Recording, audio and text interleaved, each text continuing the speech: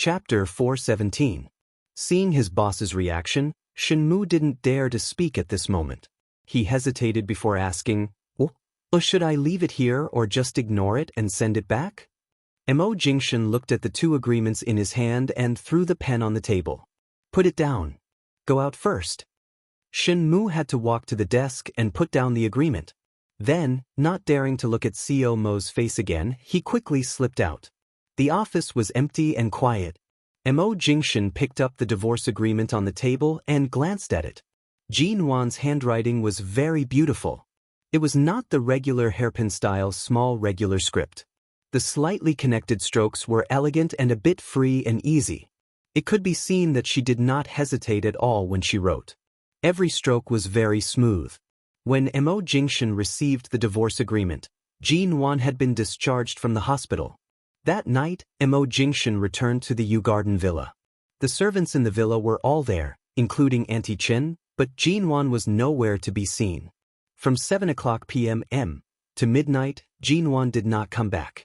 Although she had agreed to the divorce agreement was made by the company's legal department. Now, because she had suddenly returned the investment, several parts of the agreement needed to be changed. In addition to the funds allocated to her studio, the $200 million that had been invested in her studio should also belong to her. After he took over Shine, many companies related to real estate under the Mo Corporation in High City would also be transferred to her name. Jin Wan might have signed the agreement without reading it. Although he was the one who made the divorce happen, he could not let her suffer losses in the future. Auntie Chen urged him to go back to his room to rest several times. Mr. Mo, when I accompanied Madam out of the hospital, she asked us to come back and help her pack up all her clothes and put them in her suitcase. She will send someone to pick them up in a few days. Auntie Chen sighed. And Madam also said that she probably won't come back to the Yew Garden. Mo Jingshan seemed not to hear her and still took a nap on the sofa in the hall on the first floor of the Yew Garden. At 1:00 in the morning, his cell phone suddenly vibrated. It was a call from Jin Wan. Mo Jingshan did not sleep much. He leaned against the sofa and picked up the phone. Jin Wan was probably standing outside. It was very windy in High City tonight. The wind whistled into his ears from the other side of the phone, sending chills down his spine. The night was as cold as water. It was as cold as her voice. Mo Jingshan, I'm not returning to the Yew Garden. You don't have to wait for me. Sleep early. Mo Jingshan subconsciously sat up on the sofa, asking in a heavy voice, Are you not coming back today or never? Jin Wan chuckled, her voice calm. I've even asked Auntie Chen to pack up my clothes. Isn't the answer obvious? You know, I'm a person who either doesn't let go, or once I do, I'll never look back. Mo Jingshan did not speak for a moment. He didn't get to ask her about her plans after the divorce. Whether it was a merciless dagger or an unnecessary concern, she blocked all of them before they could be unsheathed. Jin Wan was indeed such a person. When she was persistent, she had the courage to cut off all means of retreat. But when she completely gave up, she learned his decisiveness. She knew how to strike first and leave first. That was good too. At least he had taught her something. Mo Jingshan was silent for a long time and finally said, That's good too. I still have things to do, so I can't talk to you anymore. Mo Jingshan, let's go our separate ways. Jin Wan said and was about to hang up. Before she hung up, Mo Jingshan said, The divorce agreement needs to be amended. When you come back and sign it again, you can talk to me about going our separate ways. The woman's voice on the other end of the phone was very light. I don't want anything. I've caused you so much trouble in the past. Now that it's time to say goodbye, I have to pay you back. I've already paid back all your investments. As for the rest, thank you for laying the foundation for me. In the future, I'll be working alone. Time is as precious as money to me, so if there's nothing else, I'll go ahead. Mo Jingshan, your studio is already doing very well. You don't have to work too hard. Jin Wan did not speak for a moment and paused. He heard her breathing on the other end of the phone. It was very light and very low, mixed with the sound of the cool wind. Mo Jingshan, I know you're still you. You'll always be you. From the beginning, she clearly knew that he would always be him. Even if he knew about her embarrassing past 10 years, He never left, nor did he die in that car accident. Mo Jingshan was silent for a moment before lightly spitting out 2 words. Is that so? Ji Nuan said in a voice as soft as when she was by his side, It's late. I won't disturb you anymore. Goodbye. Mo Jingshan, all right. The phone was immediately hung up. Everything was quiet. The day after Ji Nuan sent the signed divorce agreement to Mo Jingshan, the Yu Garden was closed, no one could enter, and all the servants were dismissed overnight. Auntie Chen received a large sum of money. She was an old servant of the Mo family. Logically speaking, after leaving the Yu Garden, she should directly return to the Mo family, but she really felt guilty to grandfather Mo. She was afraid that he would be too shocked to face the news of their divorce. Moreover, because Mr. Mo did not intend to let her return to the Mo family, she planned to return to her hometown. Before returning to her hometown, Auntie Chen went to Mo Nuan's studio. At that time, Ji Nuan was in a meeting with the people from England. After the meeting, she saw Auntie Chen waiting outside. Ji Nuan personally received Auntie Chen, but Auntie Chen did not even sit down or drink tea. She just looked at Ji Nuan, who was dressed in a professional suit and had a ruddy complexion as if she had not been hurt at all. After looking at her for a long time, she said, Mr. Mo has closed the Yu Garden. Now no one can enter. I know. I heard. Auntie Chen originally thought she just came to see Ji Nuan. After all, after returning to her hometown, she did not know if she would have a chance to see her again. However, seeing Ji Nuan's calm expression, her eyes immediately turned red. That night, after you spoke to Mr. Mo on the phone, Mr. Mo directly smashed the phone. Ji Nuan did not speak. That night, none of us dared to go out of the room, but no one could sleep, because Mr. Mo smashed everything that could be seen in the Yu Garden. The next day, he ordered people to clean up the mess on the ground. The entire Yu Garden was empty, and there was nothing left. Ji Nuan's face was expressionless. She gently blew on the tea in the cup and still did not respond. Mrs. Mo. Chapter 418. The Yu Garden was dismissed, and Auntie Chen returned to her hometown. Elder Mo finally realized what had happened. Xiaoba said that Elder Mo came to the entrance of the studio building early in the morning and said he wanted to see Ji Nuan. Ever since Ji Nuan met Auntie Chen, she knew that she couldn't see anyone. Things had already reached a certain point, and she couldn't make things worse. Especially grandfather Mo, she couldn't see him. The news that Ji Nuan refused to see Elder Mo spread, but Elder Mo stubbornly refused to leave. The weather was still hot in the morning, but in the afternoon, it suddenly rained heavily. Xia Tian understood why Ji Nuan refused to see Elder Mo. She and Xiaoba held an umbrella to shield Elder Mo from the rain. Even when it was dark, Elder Mo was still standing there waiting. However, Ji Nuan asked someone to send down an exquisite velvet box. In the box was the round blue diamond she had always kept in the office drawer. Seeing that she had asked someone to send the blue diamond out, Elder Mo finally left, but he didn't take the blue diamond with him. He asked them to send it back to her. Elder Mo only left her one sentence, This old man, I will live well and live to a ripe old age. I will live until the day Ji Brat is willing to see me. I will guard the position of our Mo family's granddaughter-in-law for you. No one can take it away. Ji Nuan didn't want to see Elder Mo because she was afraid that she would lose control of her heart.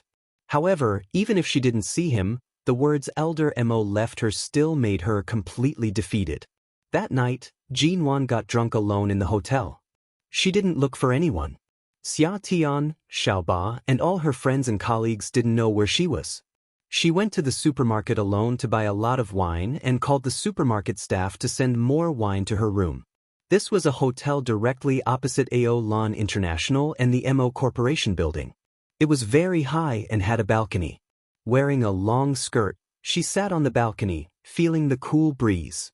Her skirt swayed back and forth, and her feet swayed back and forth. She sat under the night sky of High City, looking at the 18th floor of AO Lan International in the distance, where the lights were not turned on all night.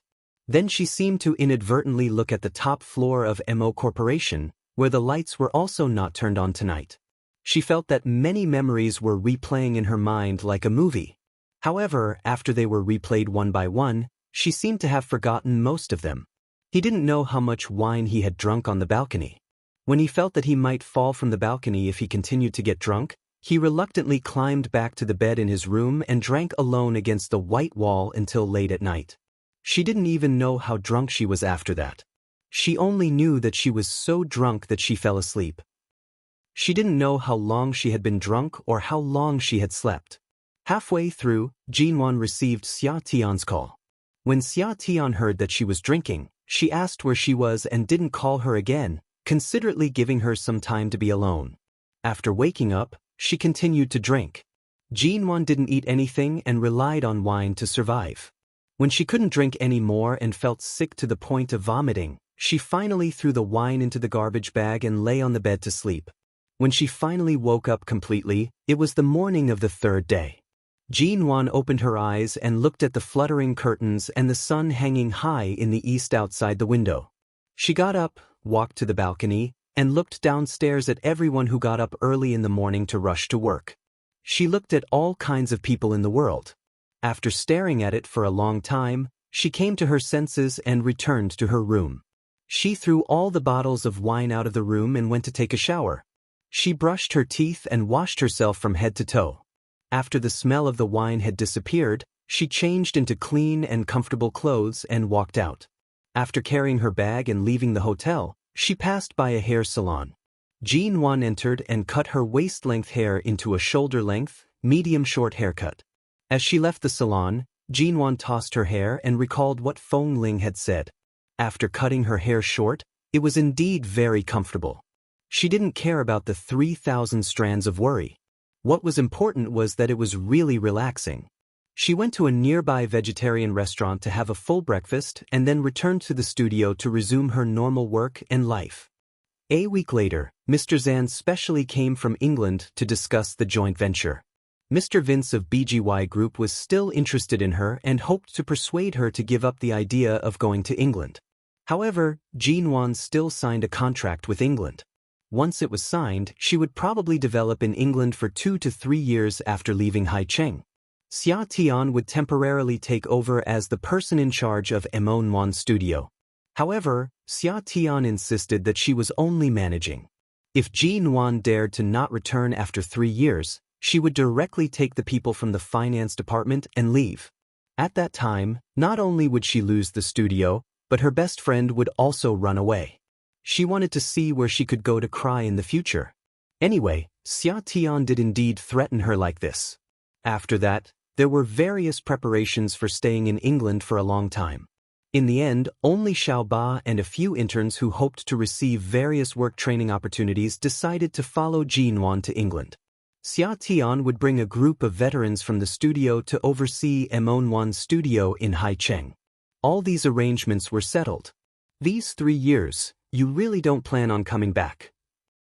The day before they left for England, the group of colleagues in the studio gathered for another meal. Jinwon was on her period tonight, so she did not drink. Xia Tian asked for a hot water bag from someone in the restaurant and handed it to her. She then watched as Jinwon pressed the hot water bag against her stomach and sat by her side. She casually asked, "If Mr. Zand is willing to let me return, I will definitely come back. However, if the development there is too busy every day and I really can't leave, I can't guarantee that I won't be able to return," Jinwon said. "You're leaving tomorrow. Even now, you don't plan on meeting Mo Jingshan to say goodbye?" "There's nothing to say goodbye to." Jinwon's expression was calm and indifferent. Everything that needed to be said had already been said. After signing the divorce agreement, Jinwon did not see Mo Jingshan again. Indeed, there was no need to see him. She only vaguely heard that Shine Group was about to make a big move. Mo Xiaozi frequently traveled between Haicheng and Los Angeles. The Western financial world and the Chinese business world were all discussing whether Shine was really going to change owners. They wondered if Mo Jingshan, who was already a dark horse in the country, was going to take over Shine Group. Chapter 419. Jinwon bought an apartment of more than 200 square meters near the studio building and placed all her belongings in it. After all, there were too many clothes and various items. She couldn't bring so many things with her. It was already late. After Jean Wan packed her luggage, she sat on the carpet and looked at the blue diamond in her hand. It was as though she could still remember every time Mo Jingshan held her hand, the occasional pause when his slender knuckles stroked her ring finger. He had never placed any restrictions on her. He didn't even force her to wear a wedding ring. However, he had always helped her find the best things in the world. For example, this blue diamond. Whether it was made into a precious blue diamond pendant or a blue diamond ring, it was the most precious piece of jewelry in the world. He chose a blue diamond for her and left it up to her to decide what to do with it and how to make it. Just like now, they had let go of each other. He gave her a free world and let her create her future life as she pleased. He would no longer participate in it. Jean Wan put the blue diamond back into the velvet box and left the box in this apartment without taking it with her. The second week after Jean Wan left for England, she heard that Mo Jingshan had also left High City for Los Angeles. Jean Wan never saw him again, nor did she contact him again. For a long period of time, because the people around her had little contact with America and High City, she did not hear any news about Mo Jingshan. She also did not take the initiative to investigate or ask about him. However, later, she heard that Mo Xiaoze was struck down by pressure from various Chinese enterprises and that Shine Group's stock market almost collapsed. Several months later, America's Shine Group's new CEO took over. At that time, Jean Wan was busy with the joint venture in London. Every day, she was tortured by Mr. Zan's business methods and often worked late at night. She did not even have time to rest and did not have the energy to care about other things. From the very beginning, High City's Mo Wan studio had taken the right path because it had identified the domestic business opportunities and had been developing well. In this way, the various funds obtained from the studio could support Jean Wan's partner company. Mr. Zan was also a very shrewd financier and businessman. He taught Jean Wan how to use these funds to pave the way step by step. After staying in England for a year, Jean Wan was doing very well. The company was successfully established, and Mr. Zan felt that her Mo Wan studio could become the main business target of the company. Thus, the company name could not be changed. However, Jean Wan still removed the two words Mo Wan. In the end, the entire company was officially registered and changed to MN. After that, because the company set its sights on the internet industry, real estate industry, technology research and development industry, and mobile software development industry, these were all booming industries, it had more and more subsidiaries under its name. In the end, under the unstoppable trend, the MN Group was established. Mr. Zand had many companies under his name that he had single-handedly supported. Thus, from the very beginning, it was agreed that on the day the company was formed, 49% of the shares would belong to Mr. Zand. People like him who only relied on their brains to make a living had too many shares in their hands. He was also a shareholder of too many companies. Jean Wan was also very impressed by such a person. Mr. Zand was already over 40 years old. Thus, from the very beginning, she had treated him as her teacher. Originally, they had agreed that 51% of the shares would belong to him. However, in the end, Mr. Zand gave Jean Wan 2% and returned her the status of a shareholder. He held onto 49% of the shares and became a carefree immortal who had nothing to do and was waiting for money. With the status of a shareholder in Jean Wan's hands, she was naturally the one in charge of MN. All the responsibilities were placed on her. With the greatest responsibility, the greatest pressure, and the greater the motivation. Jean Wan's life became busier and busier. She was so busy that she could barely take care of herself. Furthermore, the company's development was not as smooth as it had initially been. In recent years, the momentum of the domestic and foreign real estate development industry and the mobile software industry was too strong. At the same time, there were too many similar products competing with each other. No matter how capable Jean Wan was, there would always be a day when someone would snatch her away. For example, the company had just invested several hundred million yuan to develop a few pieces of software to deal with the market. However, not long after it was developed, it would be imitated by others. Furthermore, the tallest tree in the forest would be destroyed by the wind. There would always be people trying to hinder MN Group's development. Even though the products were listed at the same time, Those that belonged to MN Group would not be approved immediately, causing all the money invested to go down the drain. London was a place with heavy humidity all year round.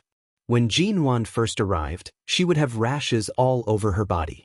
Her body that was afraid of cold and wet suffered a lot in the first half of the year.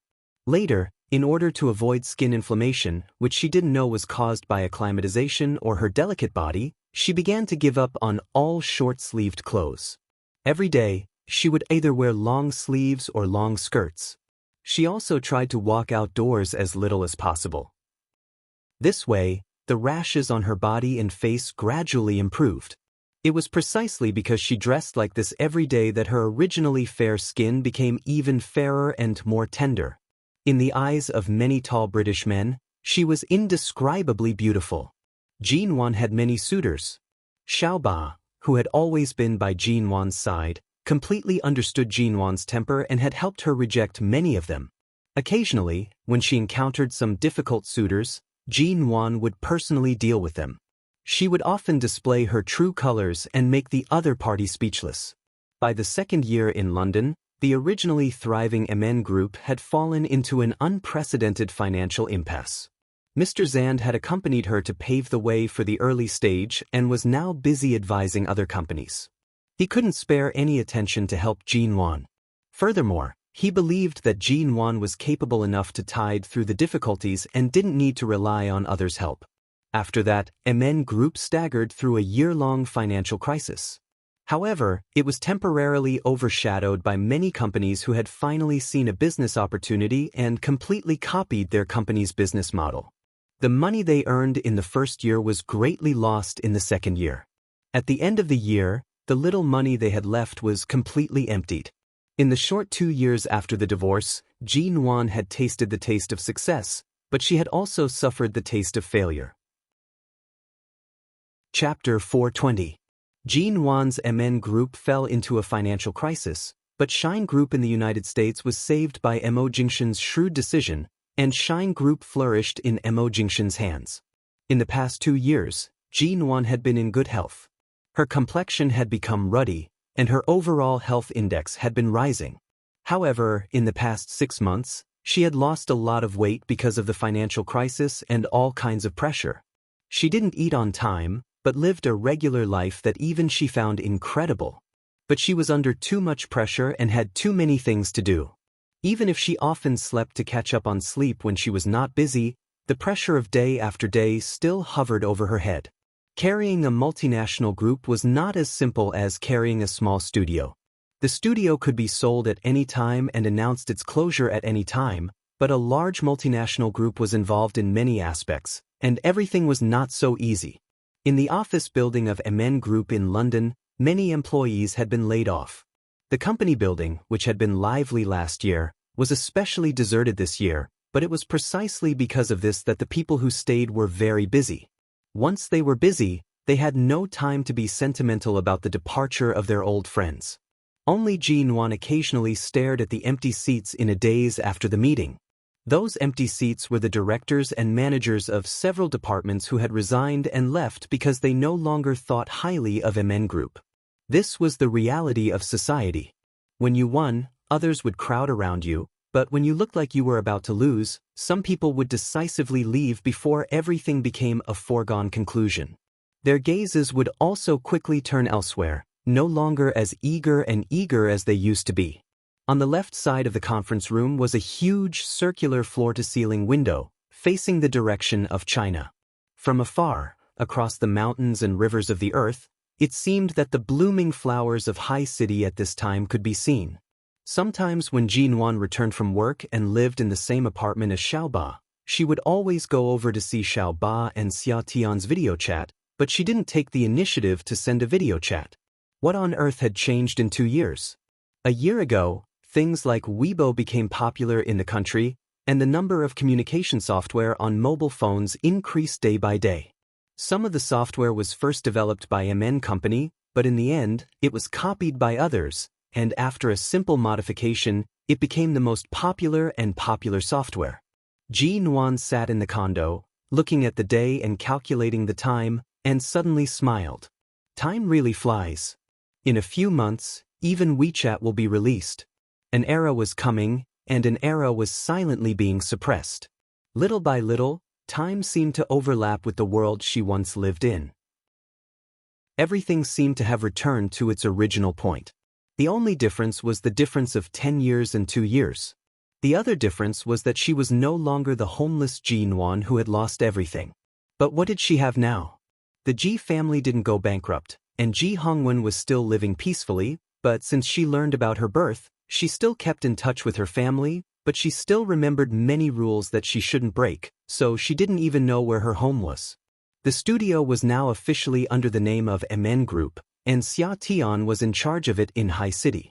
Jinwan didn't want to go back and disturb Xia Tian's life, nor did she want to put a lot of pressure on the company in High City, so as long as she had flexible funds, she would give priority to the studio. There was no blood relationship with the Ji family, so she had no real family. Her friends were thousands of miles away from her, and her marriage had ended 2 years ago. Everything was as Mo Jingshan said when he woke up in Los Angeles after sleeping for 2 months.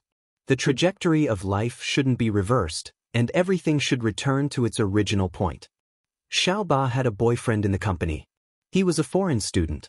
Although he was 1 year younger than Xiaoba, he was very manly and reliable. The two of them loved each other and began to live together after a few months. Jinwan gave up her previous apartment to them and moved to a smaller apartment near the company for the time being. She had a villa in England. When she first came here, Mr. Zand arranged a place for her to live, but it was too far from the company. She only went back to live a few times and didn't go back. The apartment she used to live in with Xiaoba was also near the company. Now that she came out to live alone, she was closer to the company. Now that Jinwan lived alone, she rarely went out to eat and rarely ordered takeout. She often passed by the supermarket below the apartment to buy vegetables and various ingredients. The owner of the supermarket was a Chinese woman, which made her feel as though she wasn't abroad and slightly felt like she had returned home. People here were used to buying groceries by credit card. Once, Jinwan saw a tall man holding his wife in his arms and buying very few things in the supermarket, but when he took out a black card and handed it to the boss of the supermarket, she stood there and stared blankly at him. From then on, Jinwan found that she could always see the loving foreign couple shopping. Later, she deliberately avoided meeting them so that she wouldn't be dazed for a moment every time. What was there to be dazed about? She hadn't heard any news about Mo Jingshan for a long time. It was as though he had completely disappeared from her world. There was no trace of him. When she heard news about Mo Jingshan again, it was about a new international achievement of the American Shine Group. The internet industry was popular both at home and abroad, and a new industry was developed and led by Shine Group. Companies all over the world who had worked with Shine Group congratulated them.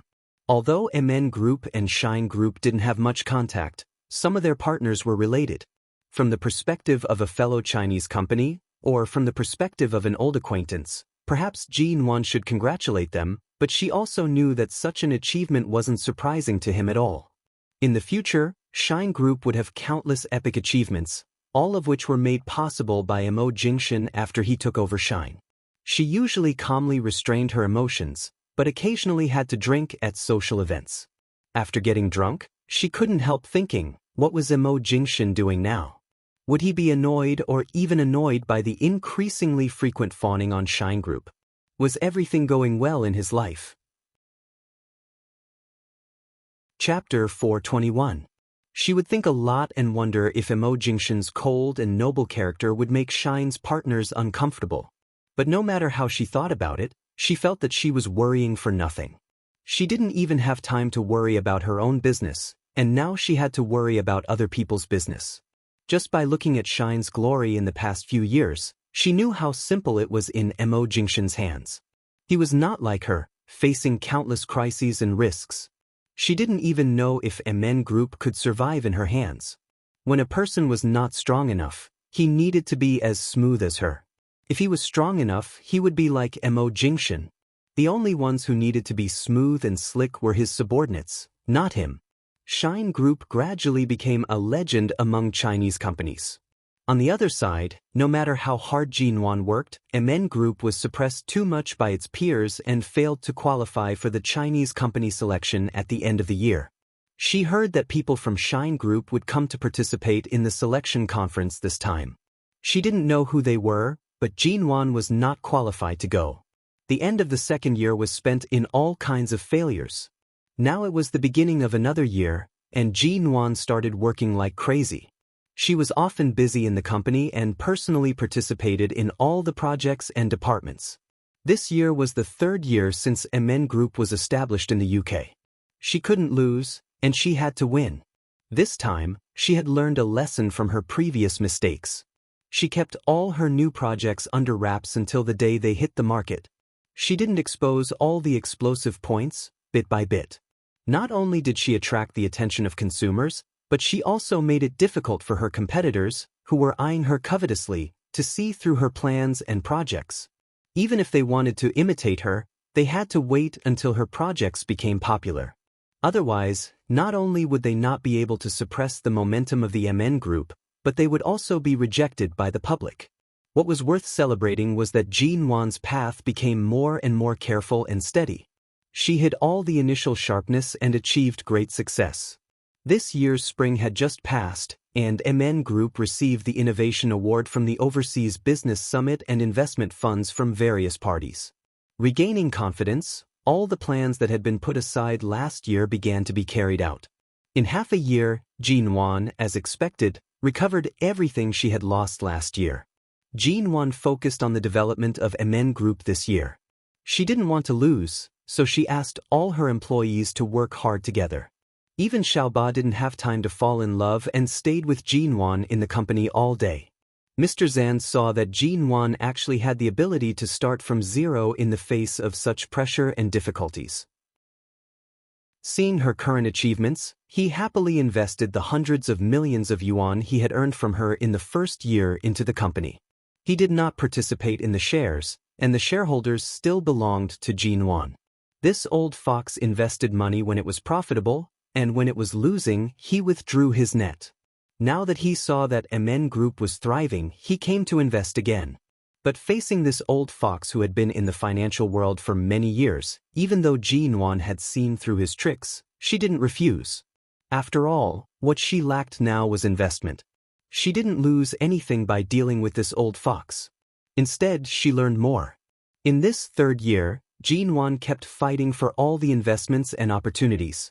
She was busy every day, and sometimes, she was so busy that she didn't even have time to wash her hair. Several times, she wanted to cut her hair as short as Feng Ling's but was stopped by Xiaoba. Time passed bit by bit, and Jinwan's company grew little by little with her. Finally, in the third year after Jinwan left High City, MN Group entered the top 10 Chinese enterprises in the world like a hot knife through butter. MN Group took over several of the most profitable industries, and every time, it was able to find the right business opportunity. It gradually began to do charity work, and the charity foundation under the name of MN Group also grew stronger day by day. 3 years after her divorce, Jinwan entered the Forbes list as the world's highest-earning Chinese female entrepreneur under the age of 25. She immediately took the top spot. This year, Jinwan stood at the peak of her career. When she saw Jinwan's ranking on the Forbes list of female entrepreneurs, Xia Tian, who had been calm about Jinwan's experiences over the years, called to congratulate her, and then asked her again and again when she planned to return to High City. Xia Tian made full use of her eloquence and talked to Jinwan on the phone for an hour. She concluded that MN Group was now stable, and she could return to High City. After all, her home was in High City, and she could move the headquarters of MN Group back at any time. Many Chinese enterprises started their business abroad and then moved their headquarters back to China. This was not difficult, and it was up to Jinwan when she decided to do it. Xiaoba was more casual. She had worked hard with Jinwan for several years and would go wherever Jinwan was. In the end, Jinwan just said she would think about it and didn't continue the topic. Jinwan heard 3 pieces of news recently. One piece of news was that Shu Yan had actually gotten married half a year ago. She was married to a foreign entrepreneur. It was said that he was a man with the blood of 4 countries. After getting married, he lived in New York and had already quit all his jobs at Shine Group in Los Angeles. The other news was that major industries in China were about to be shaken. It was indeed a good time to move the headquarters of MN Group back to Hai City. Hai City was one of the largest cities in China. This kind of Sino-foreign joint venture would have better development prospects in China than in Hai City, and it would be more direct and convenient to respond to market changes. The third news was that Xia Tian was pregnant and was about to give birth, but she had been helping Jin Wan look after the studio in Hai City, which was the current subsidiary company, and hadn't told Jin Wan about her pregnancy. Recently, she had been urging Jin Wan to go back because she was afraid that one day she couldn't hold on and would directly go into the delivery room. After giving birth, she couldn't help Jin Wan for the time being. For a moment, she didn't know whether to arrange for someone else to take over or to call Jin Wan back. Xia Tian and Jin Wan were the same age, so it was not strange that she was pregnant now. But what Jin Wan couldn't understand was that Xia Tian and her criminal police captain boyfriend hadn't even held a wedding yet, right? Could it be that this woman was courting death by quarreling with her boyfriend and then hiding the fact that she was pregnant? It was said that the criminal police captain had been busy chasing down drug dealers for the past year and hadn't returned to Hai City for a long time. At the thought of Xia Tian lying alone in the delivery room when she was really going to give birth one day without even a signature, and she had been cut off from her family for so many years and had always been alone. Chapter 422. On the international flight from London to Hai City, the cabin was closed, and all the passengers had boarded. The sunlight outside the window was too dazzling. Jin Wan put on her sunglasses, closed her eyes, and ignored the people in the other seats. However, there were only 2 people in the first-class cabin today. A man sitting on the other side didn't sit down until Jin Wan closed her eyes. The man was originally sitting on the other side, but when he caught a glimpse of Jin Wan, he immediately asked to change to the seat next to her. Now there were only the 2 of them in the first-class cabin, and the flight attendant certainly wouldn't refuse such a request. When the man sat down next to Jin Wan, he saw that she didn't like the sunlight, so he directly closed the small window. Jin Wan sensed something, opened her eyes, glanced to the side, and was about to close them again when she suddenly paused, took off the sunglasses on her face, and looked at the man sitting next to her. "Hi." The man greeted her. Jin Wan looked at him for a while and then said, "Shen Mu." Shen Mu smiled and held back the words Mrs. M that were on the tip of his tongue. He hesitated before saying, "Miss Ji, are you going back to China?" Jin Wan didn't expect to meet Shen Mu in such a place, but she wasn't surprised. She just looked at him and said, "Yes, I'm going back." "What a coincidence. I went to London on a business trip a few days ago and was about to return today. I didn't expect to meet you here. Some time ago, I heard that MN Group was going to move its headquarters back to China, but I didn't hear much about it. I didn't expect it to be true." Jin Wan didn't speak, which was a tacit agreement. Shen Mu had always been a man of few words, but perhaps because they hadn't seen each other for several years, he rarely spoke warmly as if they were old acquaintances. "Miss Ji, you've appeared in the news a lot these years. This year, you even made the Forbes list of female entrepreneurs. I didn't expect you to become so powerful in just a few years.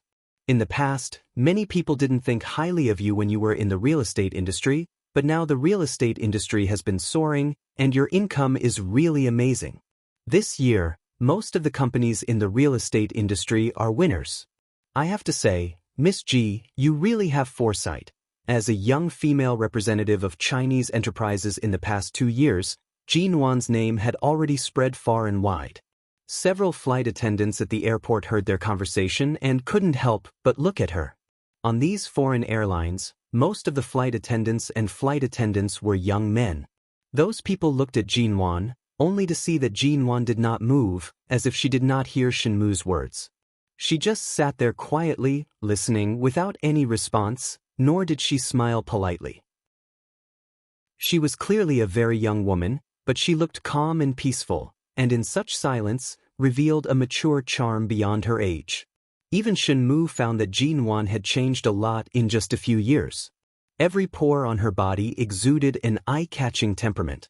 She used to have an extraordinary reputation for her beauty in High City, and after years of honing and settling in the business world, she looked like she was born to be a socialite with the demeanor of a great family. However, Jinwan just smiled at his words and then closed her eyes to rest.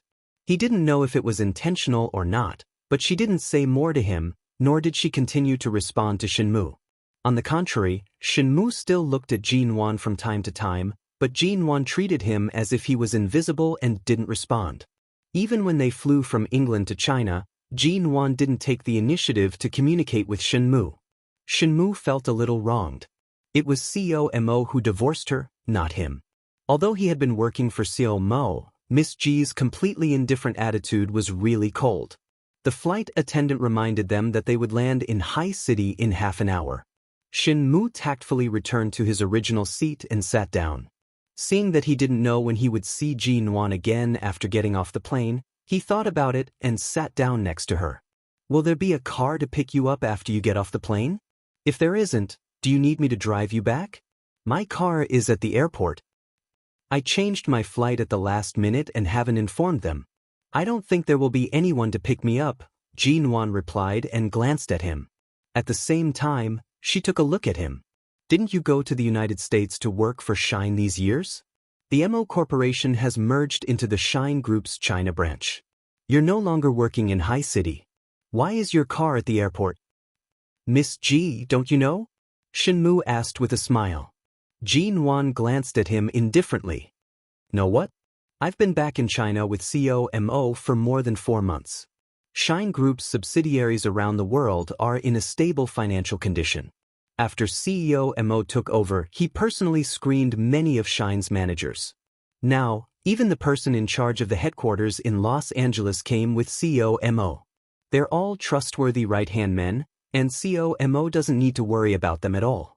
Now, the focus of global economic development and consumption is in China, and Shine is going to focus on China for the next 3 years." Mo Jingshan had returned to China. This didn't make her feel too much.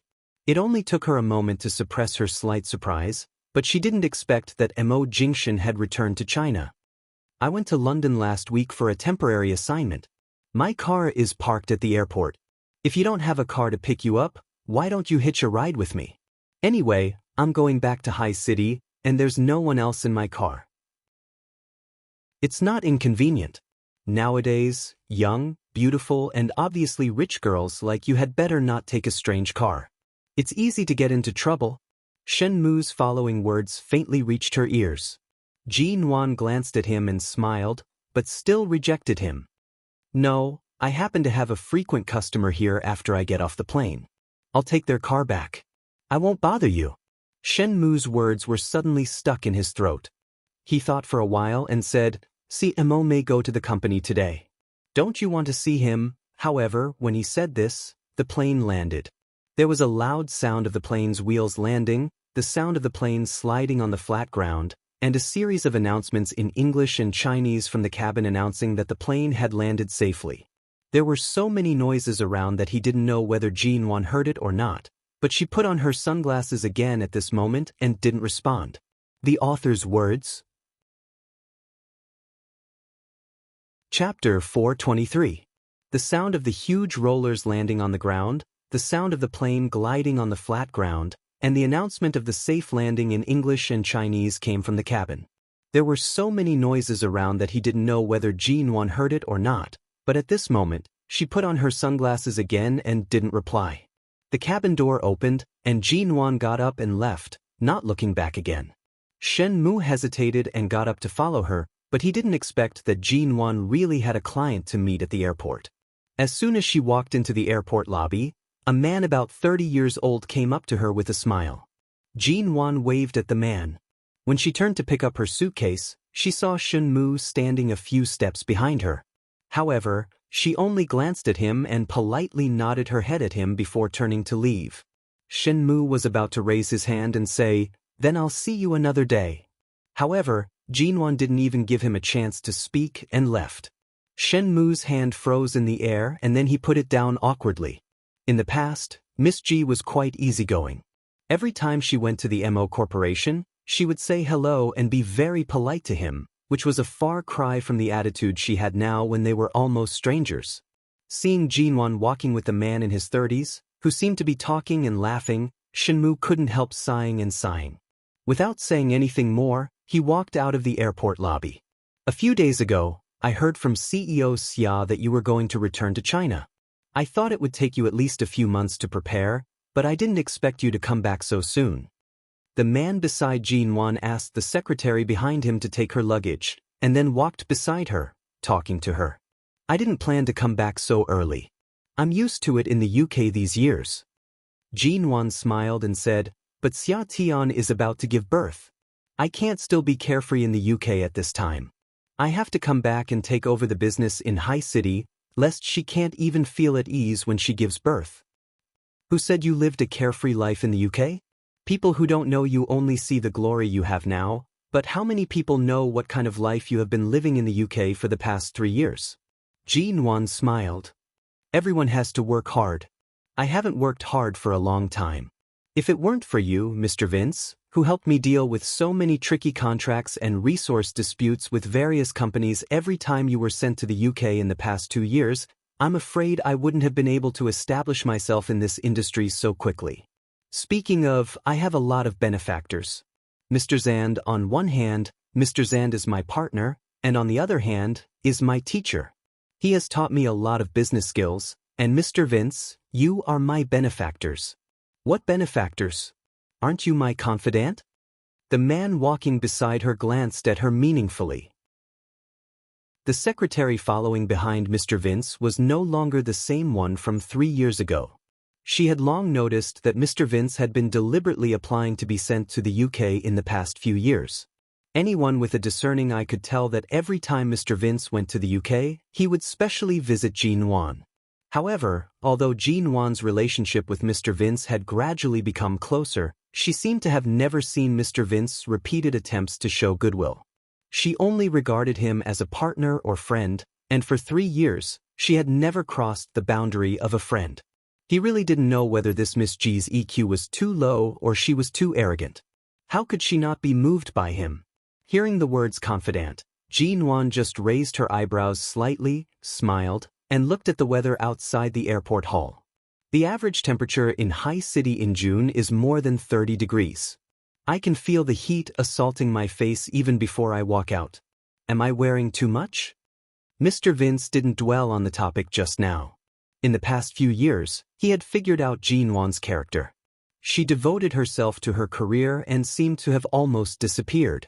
She was indifferent to things like men and relationships, but she didn't deliberately avoid them. It seemed that she was really not interested in them. Anyway, Jinwon didn't have any troublesome suitors around her. Those who were too difficult to deal with had long been driven away by her. He didn't need to drive them away at all. He happened to be single for so many years and had long been used to getting along with Jinwon like friends. She was not moved, and he was not in a hurry. The weather in London is too cold. It must have been a long time since you felt the sunshine in High City. You're indeed wearing too much. Do you want to change? I'll wait for you. Mr. Vince glanced at the long-sleeved blouse and jeans Jinwon was wearing and turned back to signal his secretary to bring Jinwon's suitcase over. Why don't you go first? I'll call a taxi and go back after changing. Today, I'm flying from London to High City, and you're flying from Hong Kong to High City. It's just a coincidence that we met at the airport. Just now, I heard from Secretary Yang that you arrived at the airport 3 hours ago. If I had known, I wouldn't have kept you waiting. I'd be too embarrassed to keep Mr. Vince waiting. Jinwon said as she took off her sunglasses and put them in her bag. She carried her suitcase and looked around for a bathroom. I don't have anything to do in the company this afternoon. How long will it take to change? I'll wait for you. Mr. Vince stood in place and pointed to the right 200 meters away. Over there. Jinwon looked in the direction he pointed. There was indeed a bathroom. She nodded politely to Mr. Vince with a smile, turned around, and pushed her suitcase in that direction. More than 10 minutes later, Jinwon came out of the bathroom after changing her clothes. Her light striped blouse and jeans had been replaced by a bright red spaghetti strap dress. Her shoulder-length hair was casually bunched up behind her head, revealing her snow-white neck and collarbone.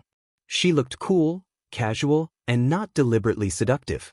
After changing her clothes, she was about to call Xia Tian because Xiao Ba and the others had returned to High City a few days earlier. She was about to call Xia Tian to tell her that she was safe, but when she looked up, she saw that Mr. Vince was still standing there, waiting for her patiently.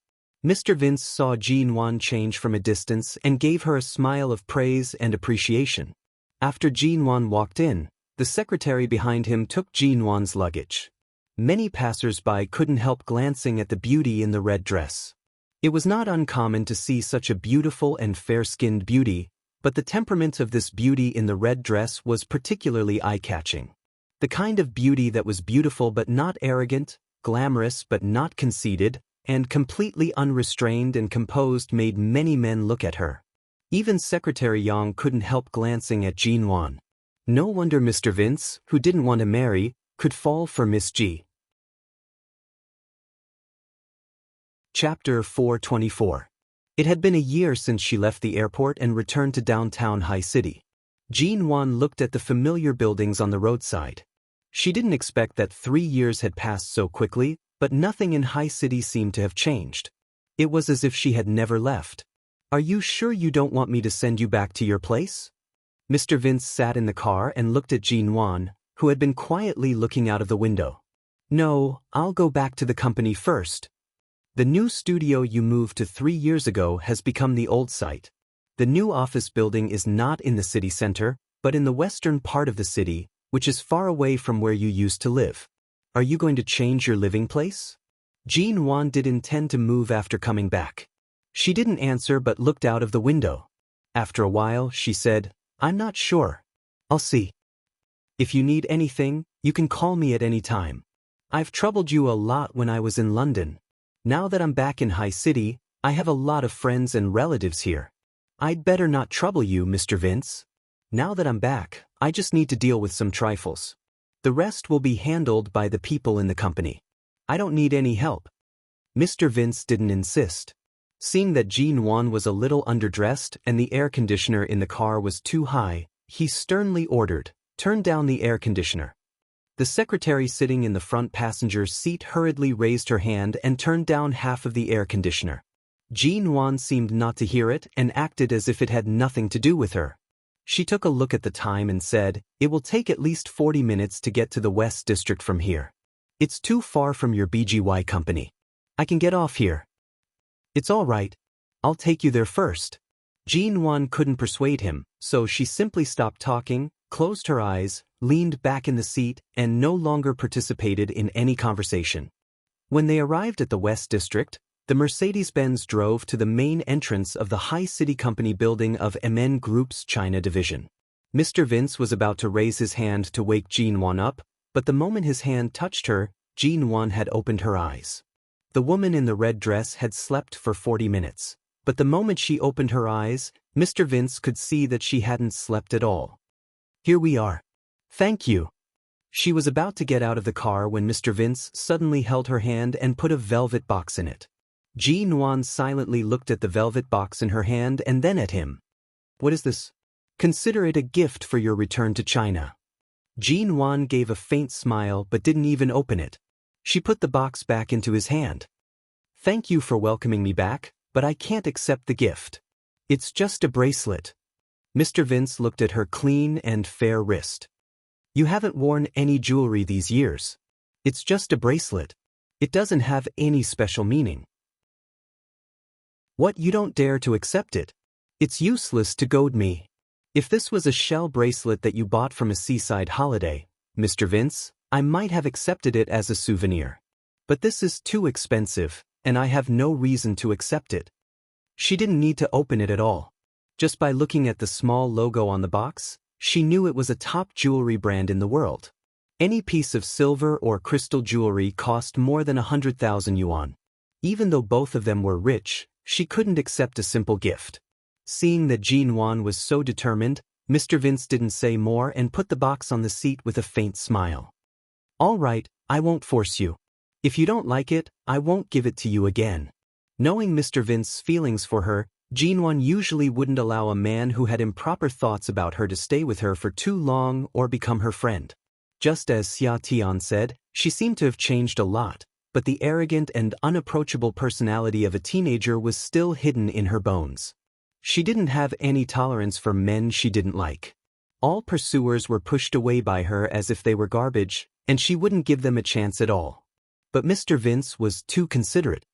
He was too gentlemanly and respected her. He knew when to advance and when to retreat, and he never did anything to embarrass her. As time went by, this man had appeared for a long time, and he did help her several times in London, so she couldn't push him away. Friend? Sort of. At this moment, Jinwan's cell phone rang. Sorry, I have to take a call. Mr. Vince didn't speak.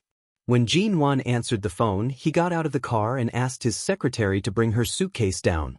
Then when he saw Jinwan put down the phone after a few minutes, he opened the car door for her in a gentlemanly manner and said with a smile, Miss G, please.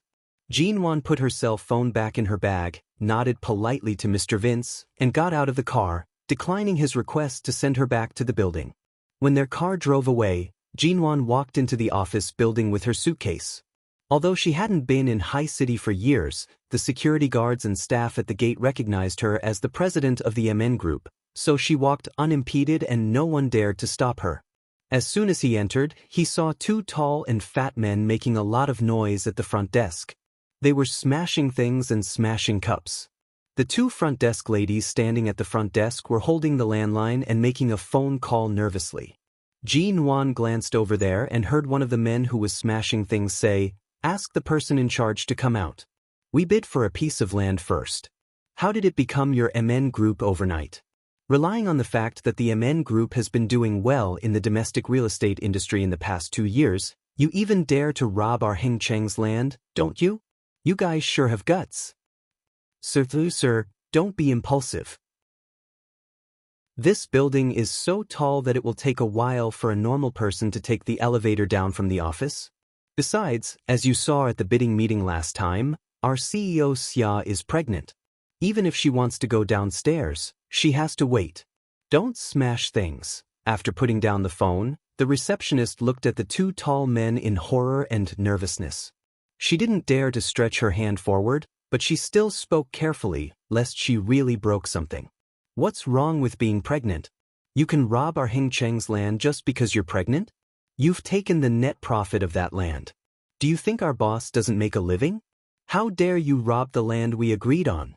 Do you really think the real estate industry in High City belongs to your MN Group? Chapter 425. Tell that Xia woman to come down right now. If she doesn't come out to see us today, I'll dig the baby out of her belly. Let's see if she can keep pretending. Seeing that the two men were about to turn around and smash the huge blue and white porcelain vase next to them, the company's security guards had already rushed over. Although the blue and white porcelain was not touched by them, several people were tangled together, and the scene was chaotic. Xiu Ji, you can go upstairs first. The staff member who had just led Jinwan into the door felt a headache when he saw this scene. He stood by Jinwan's side and whispered, What's going on? Do they often come here to make trouble? Jinwan didn't enter the elevator but stood by the elevator door and looked in that direction. The staff member stood behind her and whispered, Last month, the boss of Heng Cheng Real Estate Company went to the government to get a piece of land for a new square. The government was about to bid for it, but this month, they suddenly accepted our bid. I don't know what they were thinking. They had already negotiated with Heng Cheng, but they changed their mind halfway and put our bid in, so the project became our company. The boss of Heng Cheng Real Estate Company is a tough guy. It's said that he used to be a gangster, and even the government had to give in to him, but now the government put the blame on us, saying that we gave up enough profit. Now I don't know if there's any conflict between Heng Cheng and the government, but the person in charge of the bidding pushed our company out as a shield. With that, the staff members saw several more security guards coming in. Fearing that these people would bump into Jinwan, he hurriedly pulled Jinwan aside and whispered, Our company has been in the limelight these years. It was just a branch company, but now it's said that the headquarters will be moved back. Many local real estate companies and technology companies in High City want to target us. Xia didn't want to tell you about this, but I didn't expect that you would see this as soon as you came back. Hearing this, Jinwan didn't speak and turned to look at the elevator. The number on the elevator went down from the top floor. It seemed that Xia Tian was about to come down. She glanced at the group of people who were twisting into a ball and said coldly, "Call the police first." Then she was about to go over. However, the staff hurriedly pulled her back. "If we could have called the police, we would have done so long ago. These people have come to cause trouble several times. It's just that they were just threatening before and didn't really smash things. Who knew that they would actually come and smash things today?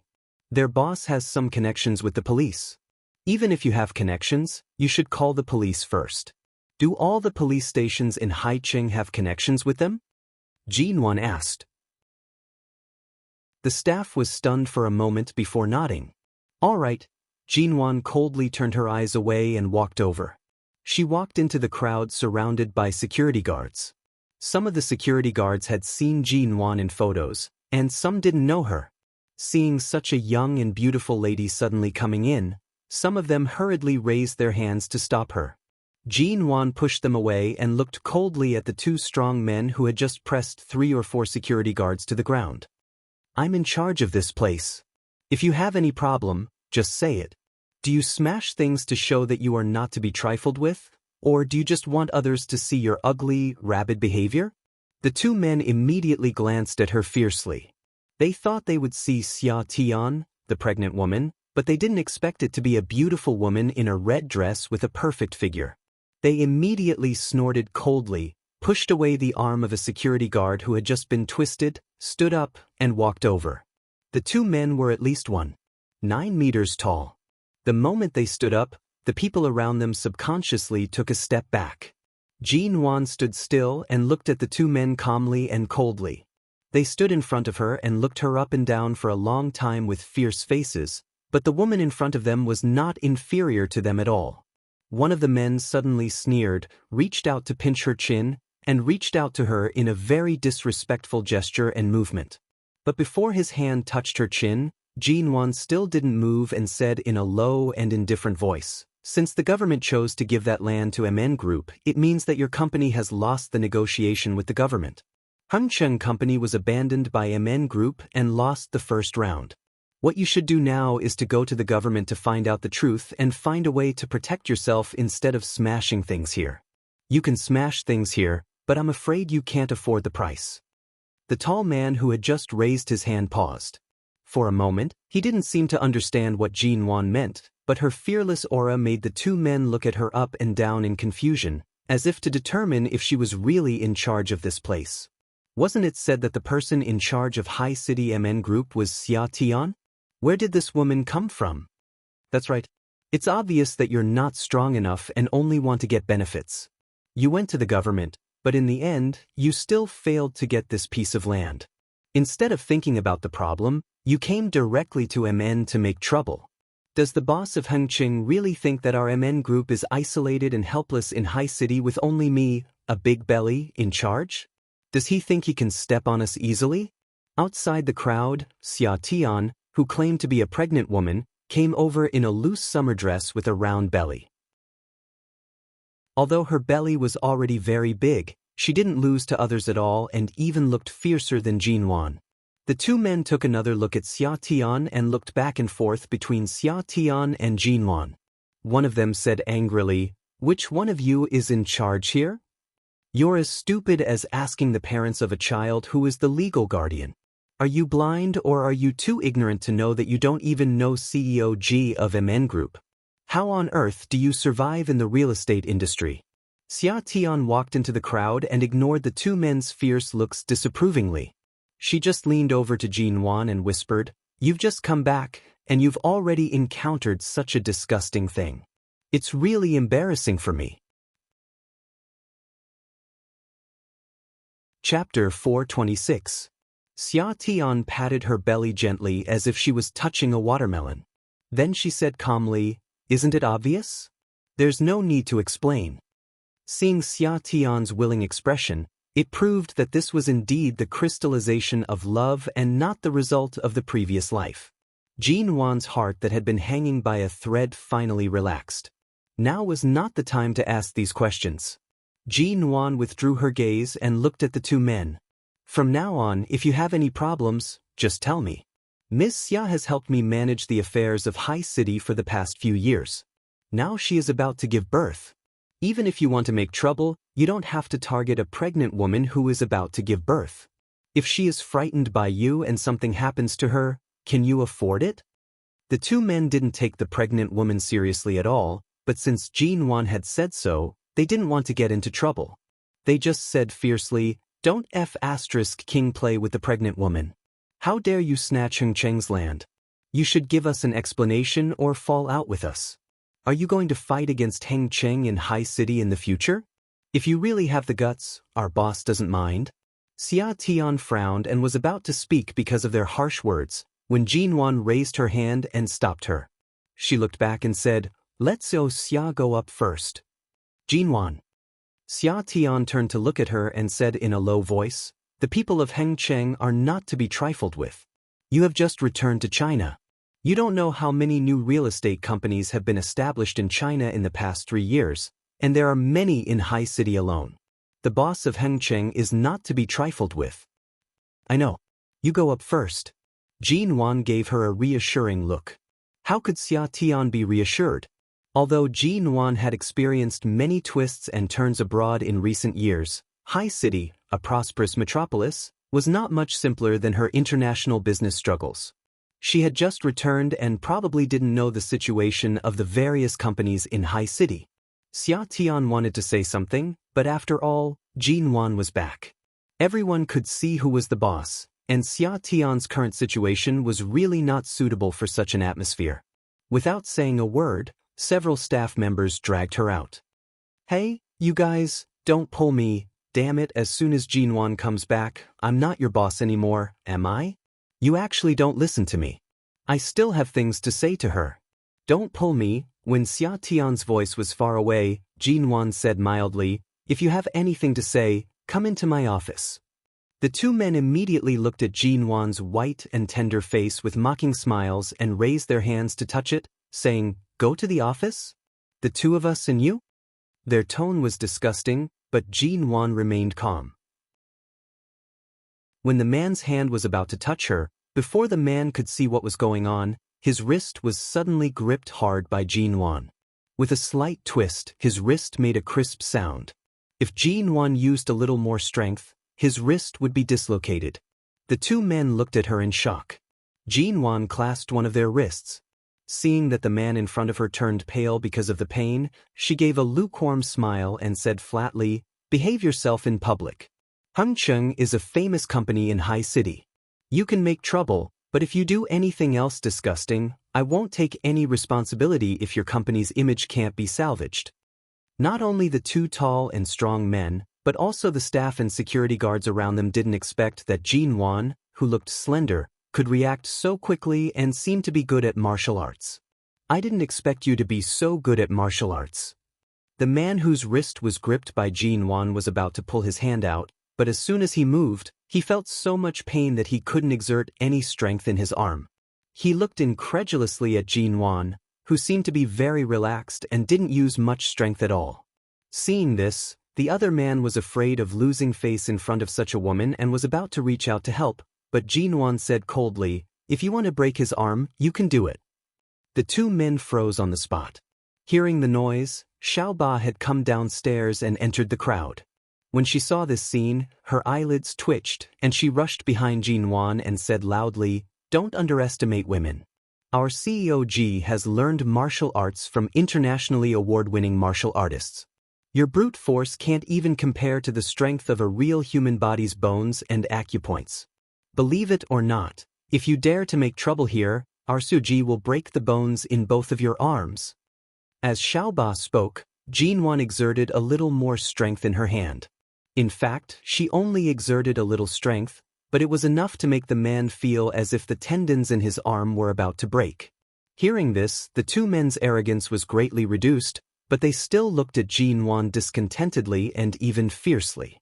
You let go of me first. Do you still want to touch me?" Jin Wan asked coldly. It wasn't until the man was forced to sweat by the pain in his arm that he finally compromised and said vaguely, Let go of me.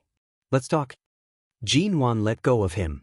Seeing the woman in a red dress put down her hand so effortlessly, the two men more or less believed what Xiao Ba said when she rushed over. Did this woman really know how to break people's bones? When Jean Wan coldly turned around and was about to walk out of the crowd, Xiao Ba quietly gave Jean Wan a look, and Jean Wan glanced at her calmly.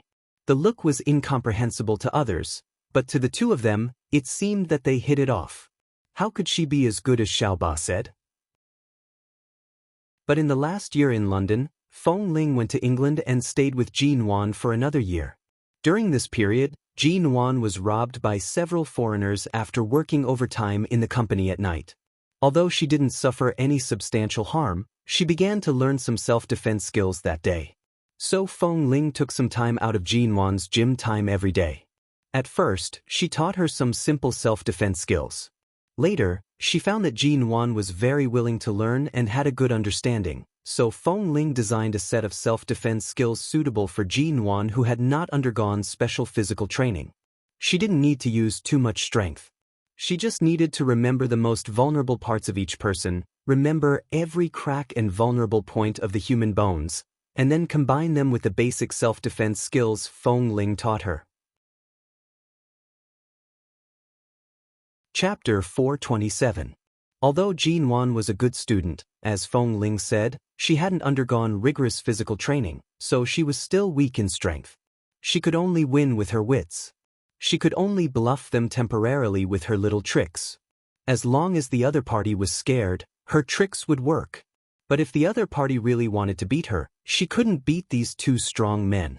After all, they were both strong and tall, and she wasn't an iron wall. How could she beat them? But Xiao Ba was very smart and cooperated with her. With a few words, she successfully bluffed the two men. Maybe because Jean Wan had just come back from the UK, these people only knew that she was internationally famous this year and was on the Forbes list, but they didn't know her real strength. Jean Wan took the two men to her office, asked them carefully about the whole thing, and called the person in charge of the government to get a general idea of the matter. It turned out that the person in charge of the government had taken some benefits from Heng Ching Company, but the higher-ups found out. On the day of the bidding, a big leader happened to be present, so they didn't dare to be too obvious, so they put the bidding documents of several big companies together. In the end, the big leader decided that MN Group would be in charge of the project. Later, when the people of Heng Ching Company went to question them, they said that MN Group offered more profits and was more tempting. Although the other party didn't understand, their purpose was very simple. They wanted to use MN Group as a shield. After Jean Wan figured out the cause and effect, she couldn't offend the people in charge of the government, so she couldn't tell them the reason directly but had to solve the problem with the people of Heng Ching Company in a roundabout way. Just when the two men were about to call their boss over, the police finally came late. The people of Heng Ching Company did have something to do with the police.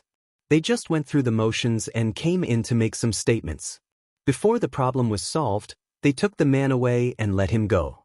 That was the end of the matter for the time being. Although MN Group was indignant when they learned that the police released them after taking them away, no one dared to say anything. After all, the police on the west side of the city did have dealings with Heng Ching Company.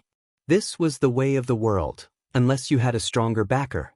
The problem seemed to have been solved, but the contradiction between Heng Ching Company and MN Group was still a dead knot, and Jean Wan had to find a way to untie it.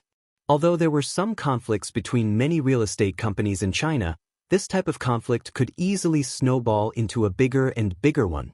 In the office, Xia Tian pushed open the door with a big belly and looked at Jean Wan, who was sitting behind the desk. I shouldn't have let them leave so easily just now.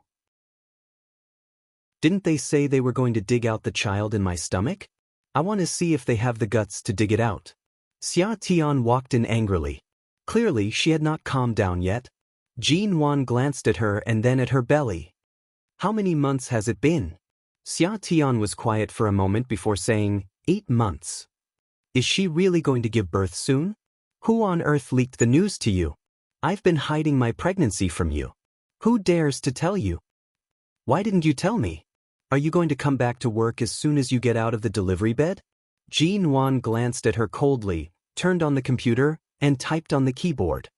You'll take an official leave from today until the child is 1 year old. I haven't given birth yet. Why are you in such a hurry? Xia Tian came over, her round belly sticking out in front of her. Then she bent down, put her hands on the table, and looked at Jin Wan with a smile. Did you take a rejuvenation pill in the past 3 years in the UK? You're already 24 or 25, but your face and skin are still like that of a high school student. Have you gone against your growth? Jin Wan ignored her and continued to look at the report on the computer. As she read, she said, "Give me the things you have now and go back to take maternity leave." Seeing her so focused on work, Xia Tian put her hand behind her waist, held her belly, and paced back and forth, saying, "You've just come back. I have to hand over the work to you for a few days. Let's talk about it in a few days. Anyway, as long as you're here, it's okay for me to do odd jobs and occasionally help you look at the documents." Jin Wan closed the report page on the computer, let go of the mouse, leaned back in the chair, and looked lightly at Xia Tian's belly. "I didn't see you hold a wedding, but your belly is already so big. Is the baby legally born? Have you gotten the marriage certificate?" The corner of Xia Tian's mouth twitched. "When?" "It's our little criminal police officer. He dragged me to the hospital when he saw me vomiting in the morning. When he found out that I was pregnant, he took me to get a marriage certificate without any hesitation. He even used his connections in various agencies to transfer my household registration that I couldn't steal from my home in S City. Then he directly got a marriage certificate." Jin Wan raised her eyebrows. "You used to call me a blockhead, smelly and stubborn, but now you've become a little criminal policeman?" Xia Tian didn't explain but just touched her belly and said, "In fact, he wanted to hold a wedding, but as soon as he got the marriage certificate, he suddenly had a drug arrest mission and was away for more than half a year. Before I could react from a young girl to a young married woman, I became a huge husband watching Rock in High City overnight. Alas, I really regret it. I shouldn't have impulsively gone to get the marriage certificate with him." Clearly, Xia Tian's face was so sweet that honey was almost dripping out of it, but she was still sighing and saying that she was a husband-gazing stone. Jin Wan was expressionless. "In fact, if you want to get a divorce, it's not difficult. Speaking of divorce, I have some experience. Do you need me to teach you?" Xia Tian gave her a sideways glance. "If I get a divorce, will you be the father of my child?" Jin Wan smiled. "Sure." Xia Tian rolled her eyes. "Don't ruin the flowers of the motherland. If my child can't tell the difference between a man and a woman in the future and can't figure out whether the father is a man or a woman, it will be bad." As she spoke, she glanced at Jin Wan, thought for a moment, and said, "After moving the headquarters of the company in London here, should we move it to this building? In fact, it's quite inconvenient in the west of the city. There are often traffic jams from here to the city center. There are several new high-rise office buildings in the city center. We can buy them." Chapter 428. It's the current High City branch of the Shine Group, the predecessor of the MO Corporation. The land next to it used to be a bank, but it was demolished and rebuilt. Now it's an office building with more than 80 floors, as tall as the Shine Group. Xia Tian wanted to say that if Jin Wan's office was on the top floor, she could be Mo Jingxin's neighbor. After all, they had the same height, the same floor, and the same floor-to-ceiling windows. They could see each other as soon as they turned around. However, before Xia Tian could finish her words, she saw Jin Wan's expressionless face. "Jin Wan." "No." "Xia Tian." But although this building is big enough, MN Group is not an ordinary small company in the world. It ranks among the top 10 Chinese companies. Don't you feel aggrieved staying in an office building on the west side of the city? Why should I feel aggrieved? High City is so big, and there are many office buildings in the city center. If the west side can't accommodate it, we can go to the east, north, or south of the city or the commercial district. Although the office buildings on the commercial district are expensive, we can afford them. Why do you want me to go to the city center?" Xia Tian choked for a moment. She didn't say anything more to avoid provoking her. That night, when the people of MN Group got off work, Xia Tian asked Jin Wan on behalf of several old colleagues in the company if she would like to have dinner with them in the evening. However, when they reached the door of the office, they saw that Jinwan had come out. The woman in a red dress was beautiful. Even if she just walked out of the office, she was dazzling, and several male employees who had just passed by on this floor stared at her. Xiao Ba and the others asked if you want to have dinner tonight. Let's talk about it another day. I just came back today. I'll go home and tidy up tonight. Jinwan pressed the button of the elevator and said indifferently, I don't need to rush to the company. I have to go back to the Ji family. I haven't asked about Ji Mengran for the past 2 days, but recently I heard that there seems to be some news about her. I have to go back and have a look. Okay, then let's move the dinner to the weekend. You haven't been back for more than 3 years, and we old colleagues have been helping you keep the family business in High City. We should get together. Sure. As Jinwan spoke, the elevator door opened. She turned back and smiled at Xia Tian and the colleagues behind her. Everyone, see you tomorrow. Even when the elevator door closed, Xia Tian still stood there and looked at the door. After a long silence, she turned to look at little Mina, who was about to turn around and go to work. She reached out and grabbed her clothes. Xiao Ba stumbled as he was pulled. He quickly stabilized his body and turned around in surprise. Sister Xia? Xia Tian pointed to the elevator with her chin and asked, Has Jinwan been like this in England all these years? What state? Little 8 was a little confused. Just like that? Didn't you say that Mr. Vince often went to England for the past 3 years? Didn't you say that Mr. Vince had been pursuing her, but she had never fallen for him? Did she mention Mo Jingshan? Little 8 shook his head. Never mentioned it. Regarding Mo Jingshan, she hasn't mentioned a single word. Little 8 continued to shake his head. Indeed, he never mentioned it. That night, Jinwan returned to the apartment of more than 200 square meters that she bought 3 years ago before she went to London. The apartment was near the original office building and was still some distance from the west side of the city. Xia Tian had arranged a car for her to drive back, but in the past 3 years, many roads in High City had been built. She was afraid that she might not be familiar with many roads and take the wrong one, so she didn't drive but took a taxi back. In fact, she had only lived in this apartment for 2 or 3 days. After leaving a lot of luggage here, she left and didn't even clean up the room. She opened the door and went in, only to find that nothing had changed inside, but no one had come in to clean it for 3 years.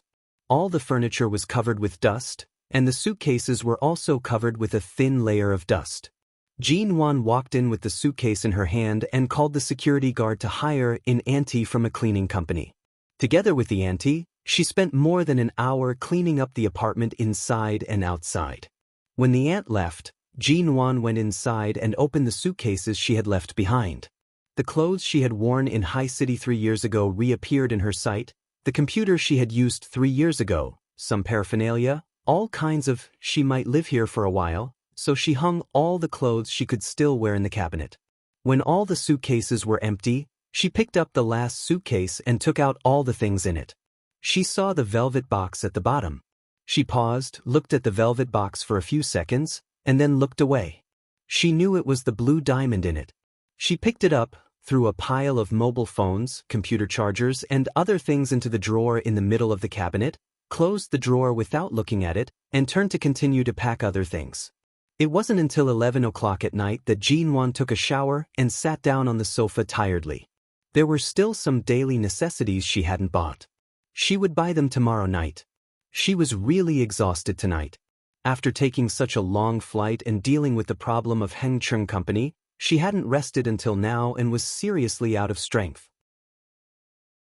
Just as Jinwan was about to fall asleep on the sofa, her cell phone suddenly beeped, indicating that the cell phone was low on battery.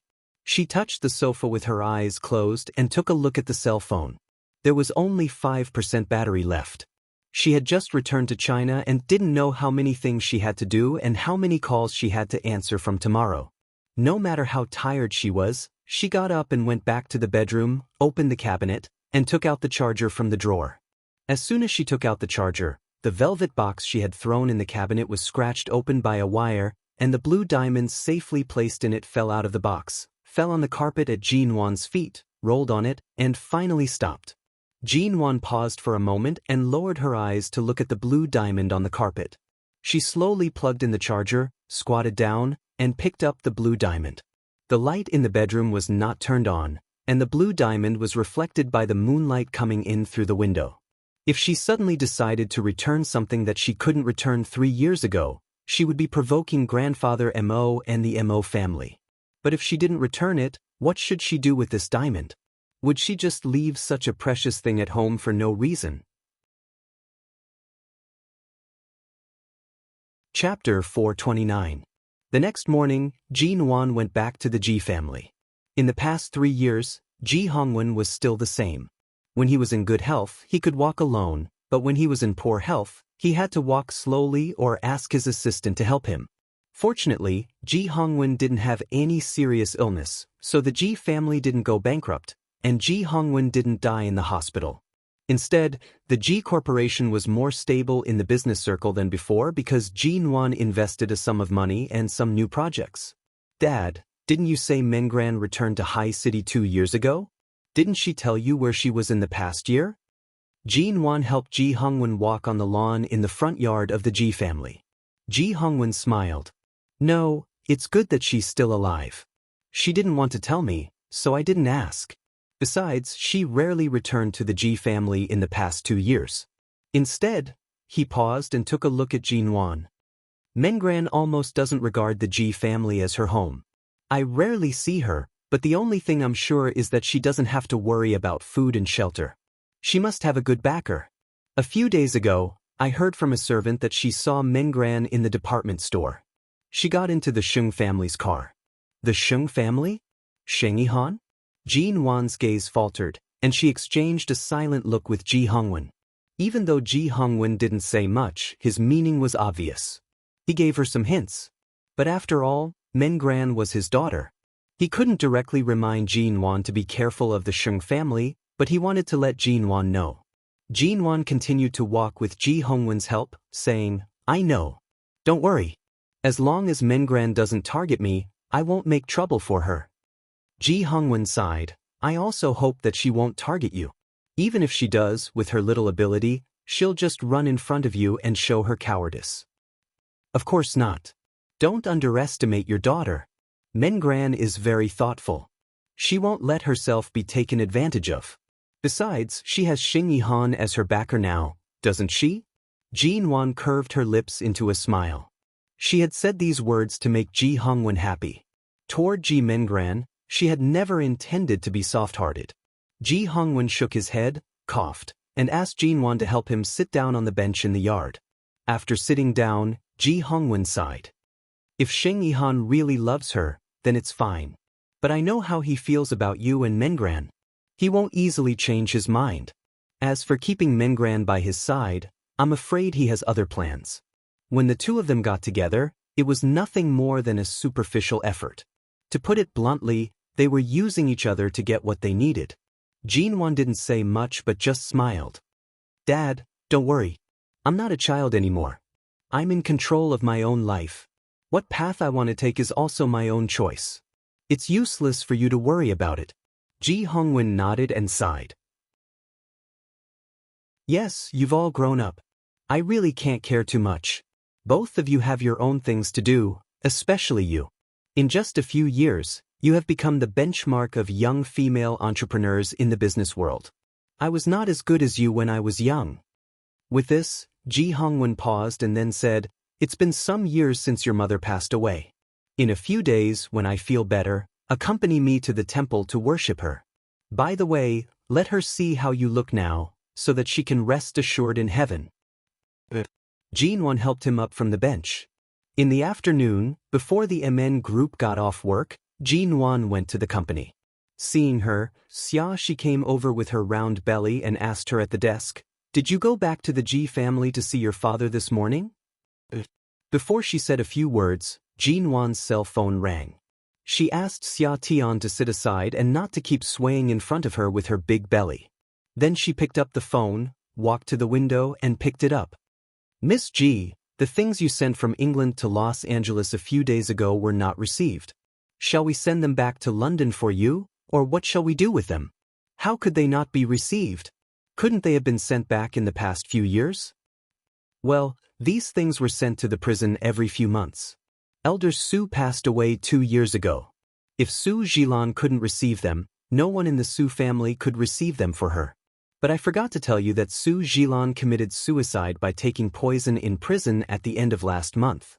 Jean Wan's expression remained unchanged as she looked at the street outside the French window.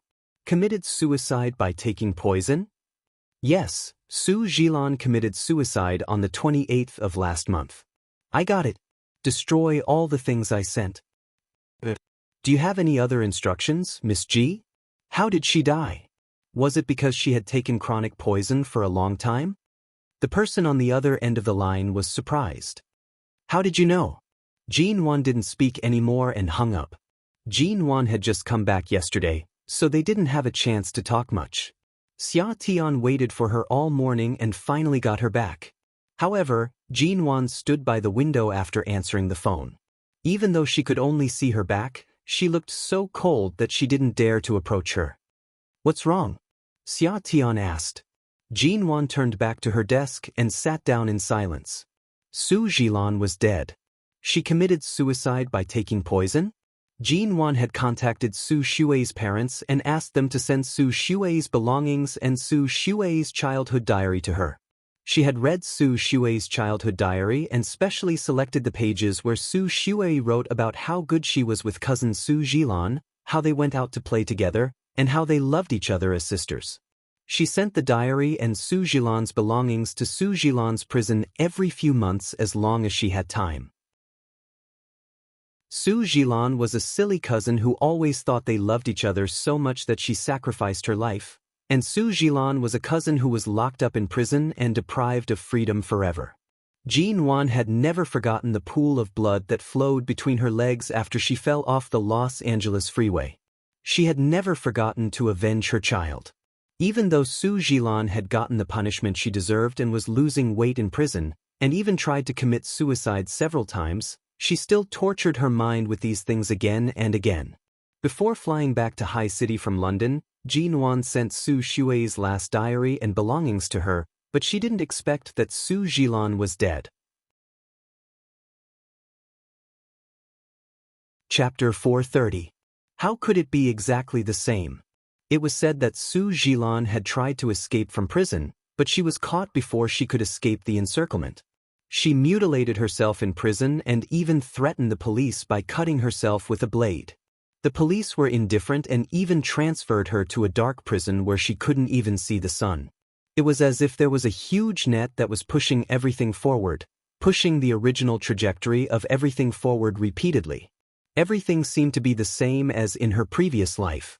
The only difference was that all the twists and turns and frame-ups Jean Wan had experienced were done for her by others. When the truck driver died of poisoning in prison, Jean Wan wondered if the real cause of her death in her previous life had something to do with Su Jilan, and if Su Jilan had always regarded her as a thorn in her side. But now Su Jilan's experience and cause of death were almost copied from Jean Wan's. Except for the difference between Los Angeles and High City, and the twists and turns in the middle, the cause and the result were the same. Even 7 years earlier, everything had returned to the original point. Who on earth was driving all this?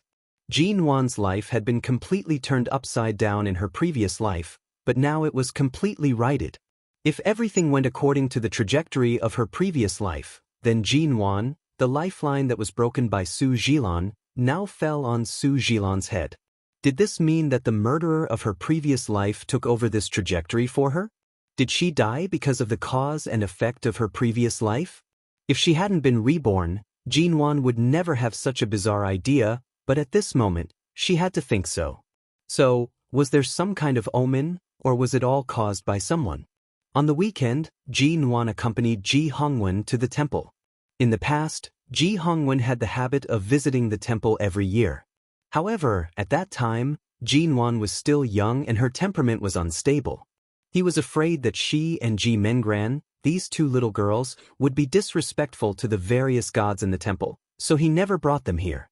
After your mother passes away, I'll come here when I have time. Go inside and burn some incense.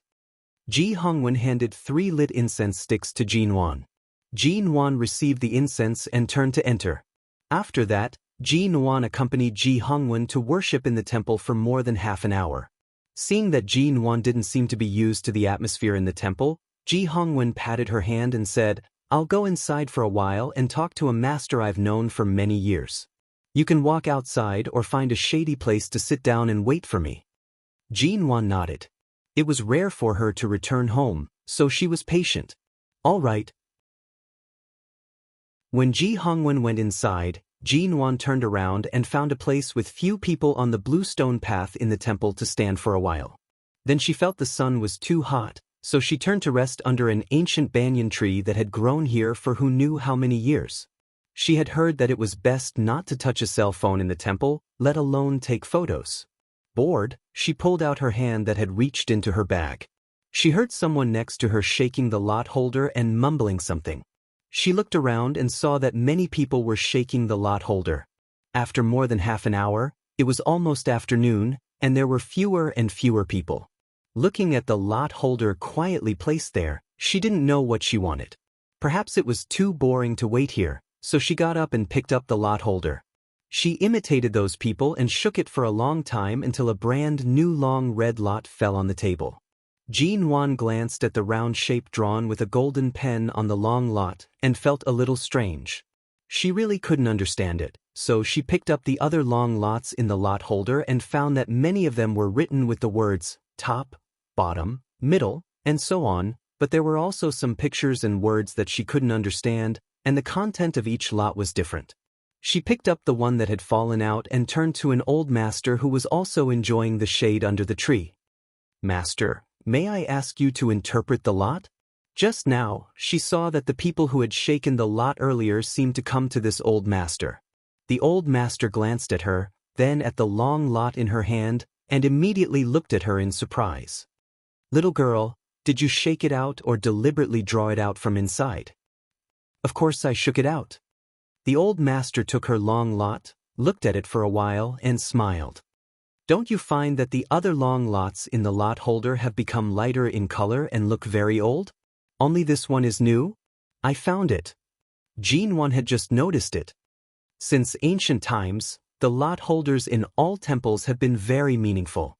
They usually carry incense, so if there are no special circumstances, the lot inside will not be changed, but the one before this long lot, probably because it has been too long, the circle on it has become dilapidated and lost the meaning of the circle.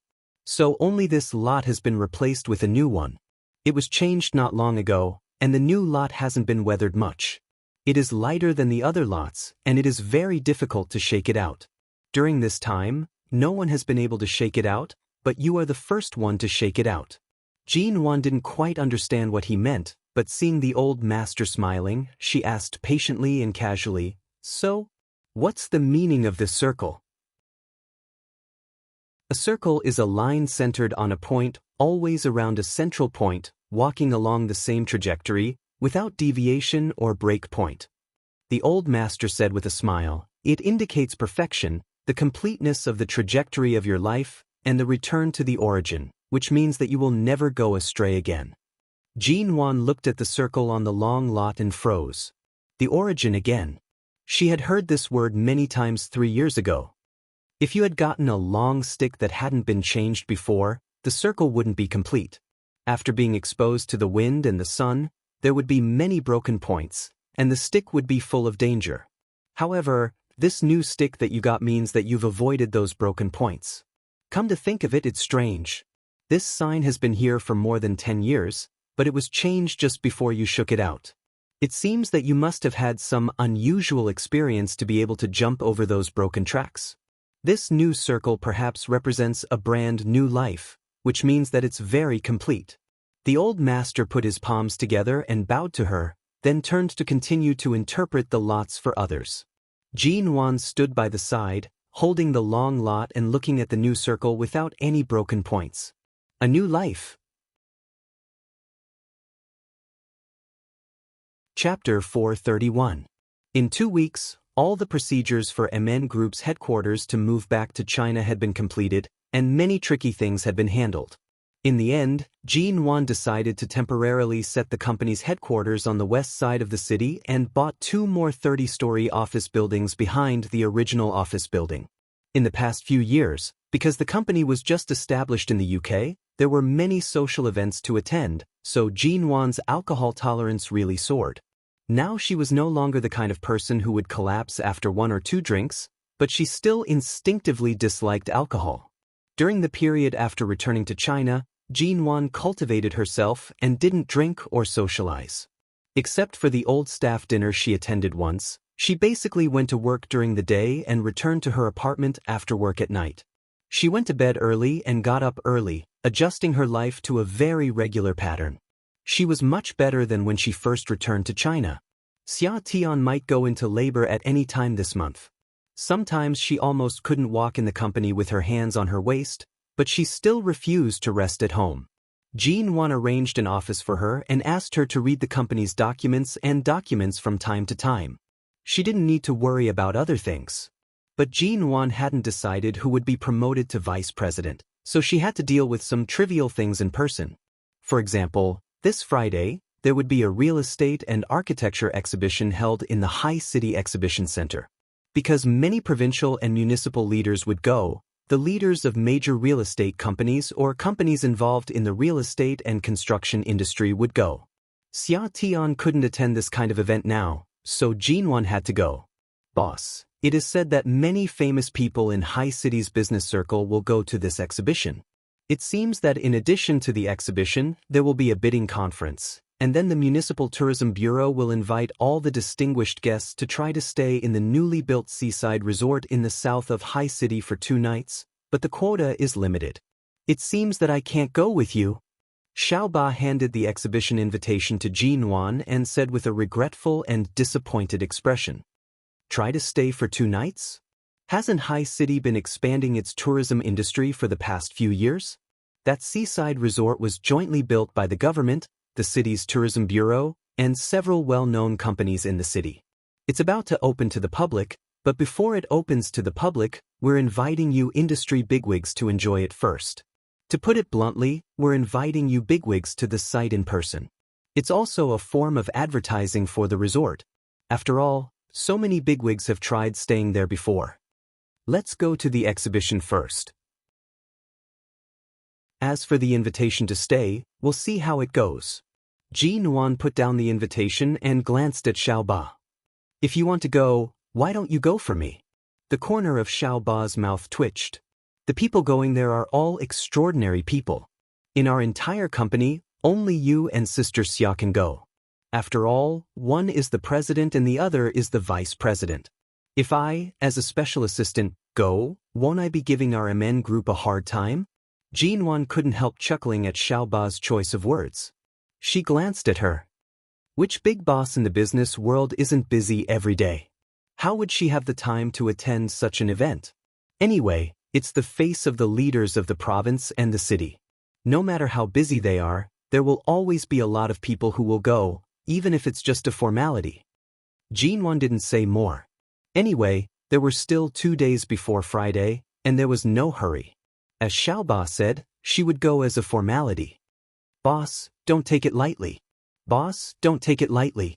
Sister Xia has talked to me before. You may not know how terrible the change in High City's business circle has been in the past few years. 3 years ago, some of the companies that you were familiar with closed down or were acquired. However, many companies have risen in the past 3 years, so you may not know many of them, and you may not know the current situation in High City. The cooperation between business and government has always been the trend in the real estate industry, so they will definitely give you face." Okay, I'll definitely go, and I'll definitely pay attention to it. I won't be perfunctory, okay? Jean Wan tooted and threw the folder in her hand into her arms. "Don't hang out with Xia Tian in the future. Now you're learning to nag like her. Then you can dress up well. Don't be too casual." Jean Wan glanced at her again.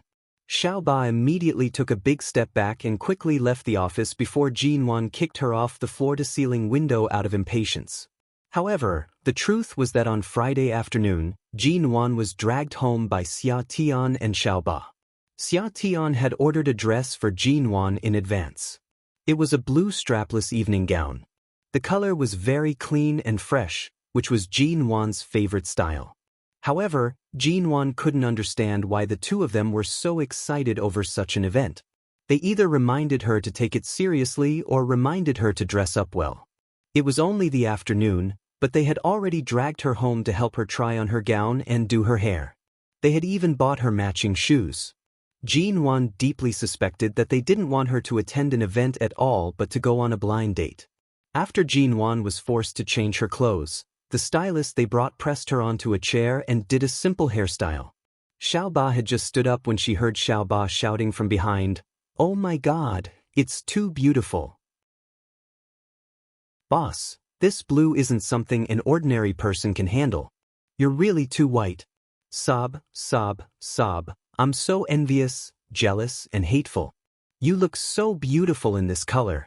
Xiao Ba stamped her feet excitedly as she spoke and then turned her eyes to Xia Tian with a sneaky smile. Jin Wan glanced at her indifferently. "What on earth haven't you two told me? Isn't it just an exhibition?" "It's an exhibition, but it's rare to see such a gathering of big shots. You're the pillar of our company, and you've just entered the Forbes list this year. Many people are curious about you. Since you've returned to China and it's your first time attending such a large-scale event, you can't bring shame to our company, can you?" Xia Tian said and stared at Jin Wan's neck. "Is there something missing?" "There is indeed something missing." Xiao Ba also stared at Jin Wan's neck.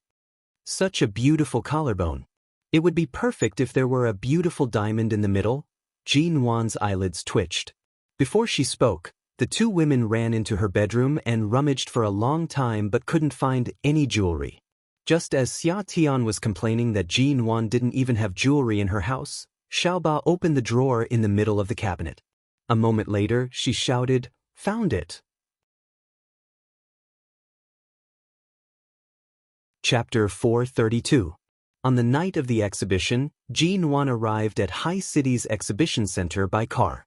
Before alighting, she thought for a moment before removing the necklace from her neck and placing it in her bag. At that time, the stylist that Xiao Ba and Xia Tian brought along carried several platinum necklaces with her. This type of stylist was familiar with the preferences of the rich ladies of the upper class. Nowadays, many people like to buy these types of uncut diamonds to keep at home. Whenever there was a banquet or event, they would pick out some nice-looking necklaces to match. In the middle of the necklaces, there was a semi-net made of platinum that perfectly fit the blue diamond, turning it into a luxurious blue diamond necklace. When she wore it back then, it was indeed beautiful. This 10-carat blue diamond was too rare, and a blue diamond of such purity was even harder to find in the world. Wearing it like this at such a gathering of important people would be too conspicuous. MN Group had been rising rapidly in the past few years and was viewed as a thorn in the side by many in the industry. Having just returned to the country, it would attract the attention of many in the industry. It was better not to attract too much attention, so Jin Wan decided not to wear it. After alighting from the car, a staff member at the entrance of the exhibition center was responsible for checking the invitation in her hands. He then respectfully guided her to the red carpet. After passing through the red carpet, she would arrive at the main entrance of the exhibition center. Jin Wan smiled and walked toward the red carpet. Just as Xiao Ba had said, High City's upper class had undergone a change of dynasties in the past 3 years. Many of the important people were unfamiliar faces. Even if there were a few who looked familiar, almost none of them recognized Jin Wan. The woman was dressed in a blue dress that perfectly complemented her graceful figure. Her exquisite face was lightly made up, and her fair and tender skin appeared pure and clear under the lights of the exhibition center. The convention center was not a place that ordinary people could enter. The people present were either the heads of famous companies or the young ladies of influential families. Some of them had seen Jin Wan at other banquets and could more or less recognize her. However, they did not dare to recognize her at this moment. In the past, Ji Ming was already beautiful enough, but now, on this red carpet, everyone present seemed to have become the background. The woman in the blue dress was like a goddess walking out of a Western painting, elegant and sexy. This kind of blue softened the pure beauty of Eastern women, and her fair and delicate face seemed to be the most precious treasure in the world. As the saying goes, a woman is all about her bones, not her skin. What's rare is that she has a good appearance and a beautiful body. There's not a single part of her that can be picked on. Even some of the media hidden in the crowd couldn't help but raise their cameras to take pictures in that direction. Jean Wan strode forward as though there was no one around, allowing everyone's eyes to fall on her. She smiled politely at the people around her, lifted the hem of her skirt that reached her feet, and walked into the main entrance of the exhibition center under the guidance of the security guards. She was neither early nor late. She was at least 20 minutes earlier than the time stated on the invitation. There were already many people gathered in the exhibition center. In the center of the hall, there was a huge overlooking model of the entire high city that was thousands of meters wide. Every building and location that was built or tendered by the major companies was marked out. From time to time, people in the crowd greeted her. Some knew her, some didn't, and even if they didn't know her before, they had studied MN Group because of Jean Wan's ranking on Forbes this year and had seen her photos. Jean Wan smiled at everyone who greeted her and did not say much. At most, she would say, "Hello." At 7 o'clock in the evening, the exhibition had already begun. Before Jean Wan could go to the location with her company's logo, she suddenly heard the whispers of several reporters not far away. "Earlier, I heard from the people at the entrance that Shine Group CEO Mo is here. Hurry up and go take some pictures. It's rare to get CEO Mo's face. He's been in Los Angeles for the past few years and hasn't appeared in front of the media since returning to China. Hurry up and take some pictures, hurry up." As the reporters turned around and quietly rushed toward the entrance, Jean Wan turned around and saw that there were already quite a number of people in front of the exhibition center. Shen Mu raised his hand to stop the reporters from getting too close. At the same time, he smiled politely and greeted the reporters, telling them not to take any pictures. This was an official event, not some celebrity news event. It was not suitable for the reporters to participate. By Shen Mu's side, there was a quiet, tall, and yet extremely eye-catching figure. His face was cold and handsome, like an outstanding creation of God's uncanny workmanship. The man's suit was well-ironed, and his shirt was buttoned up to the top. He was meticulous, cold, and noble.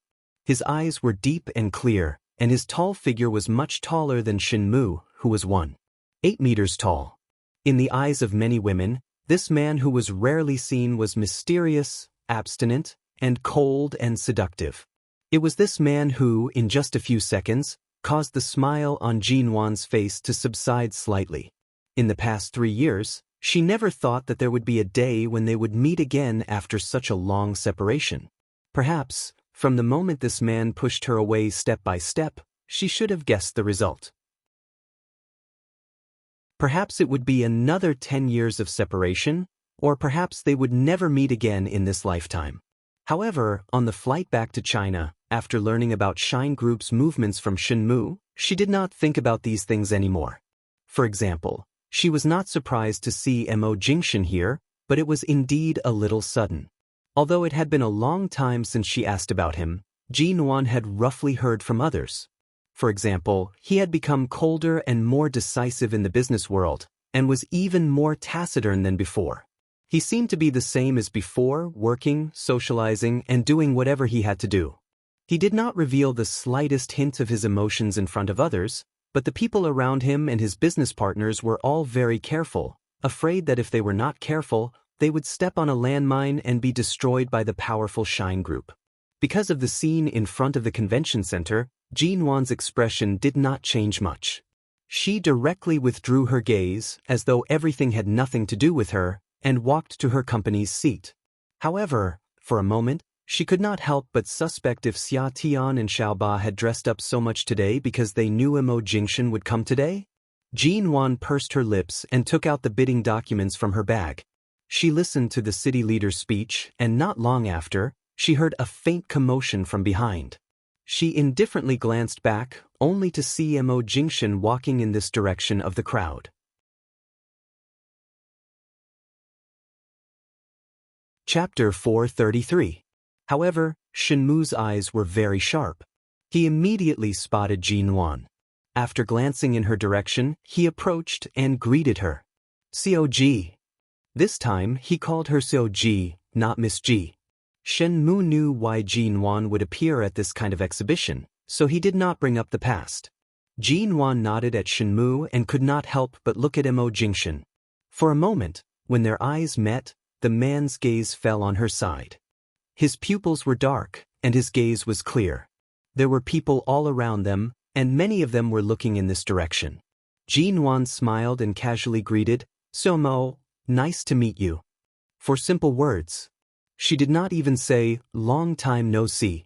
Instead, she said, "Nice to meet you." Mo Jingshan nodded and gave her a very ordinary glance, as though it was indeed the first time they met in the business world and there was nothing special about it. The man shifted his gaze and walked toward the Shine Group's logo on the other side. At that moment, what Jinwan saw in the man's eyes was the same deep, calm, and unperturbed as she remembered. The smile on Jinwan's lips did not change, but it remained polite and slightly cold. This kind of peace was good. At least, no one needed to deliberately avoid it. Seeing that Mo had left, Shen Mu turned and smiled at Jinwan.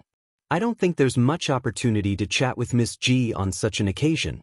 Did you come alone?" Jinwan did not nod or shake her head. She only curved her lips at Shen Mu and slightly raised her hand to make an inviting gesture, meaning for him to go and not to be so polite to her. At the same time, when Jinwan withdrew her gaze, she caught a glimpse of the black suit Mo Jingshan was wearing. It was as heavy and black as ever, as though it could completely drown out all the storms that had happened around him. Time had passed, but he did not seem to have changed at all.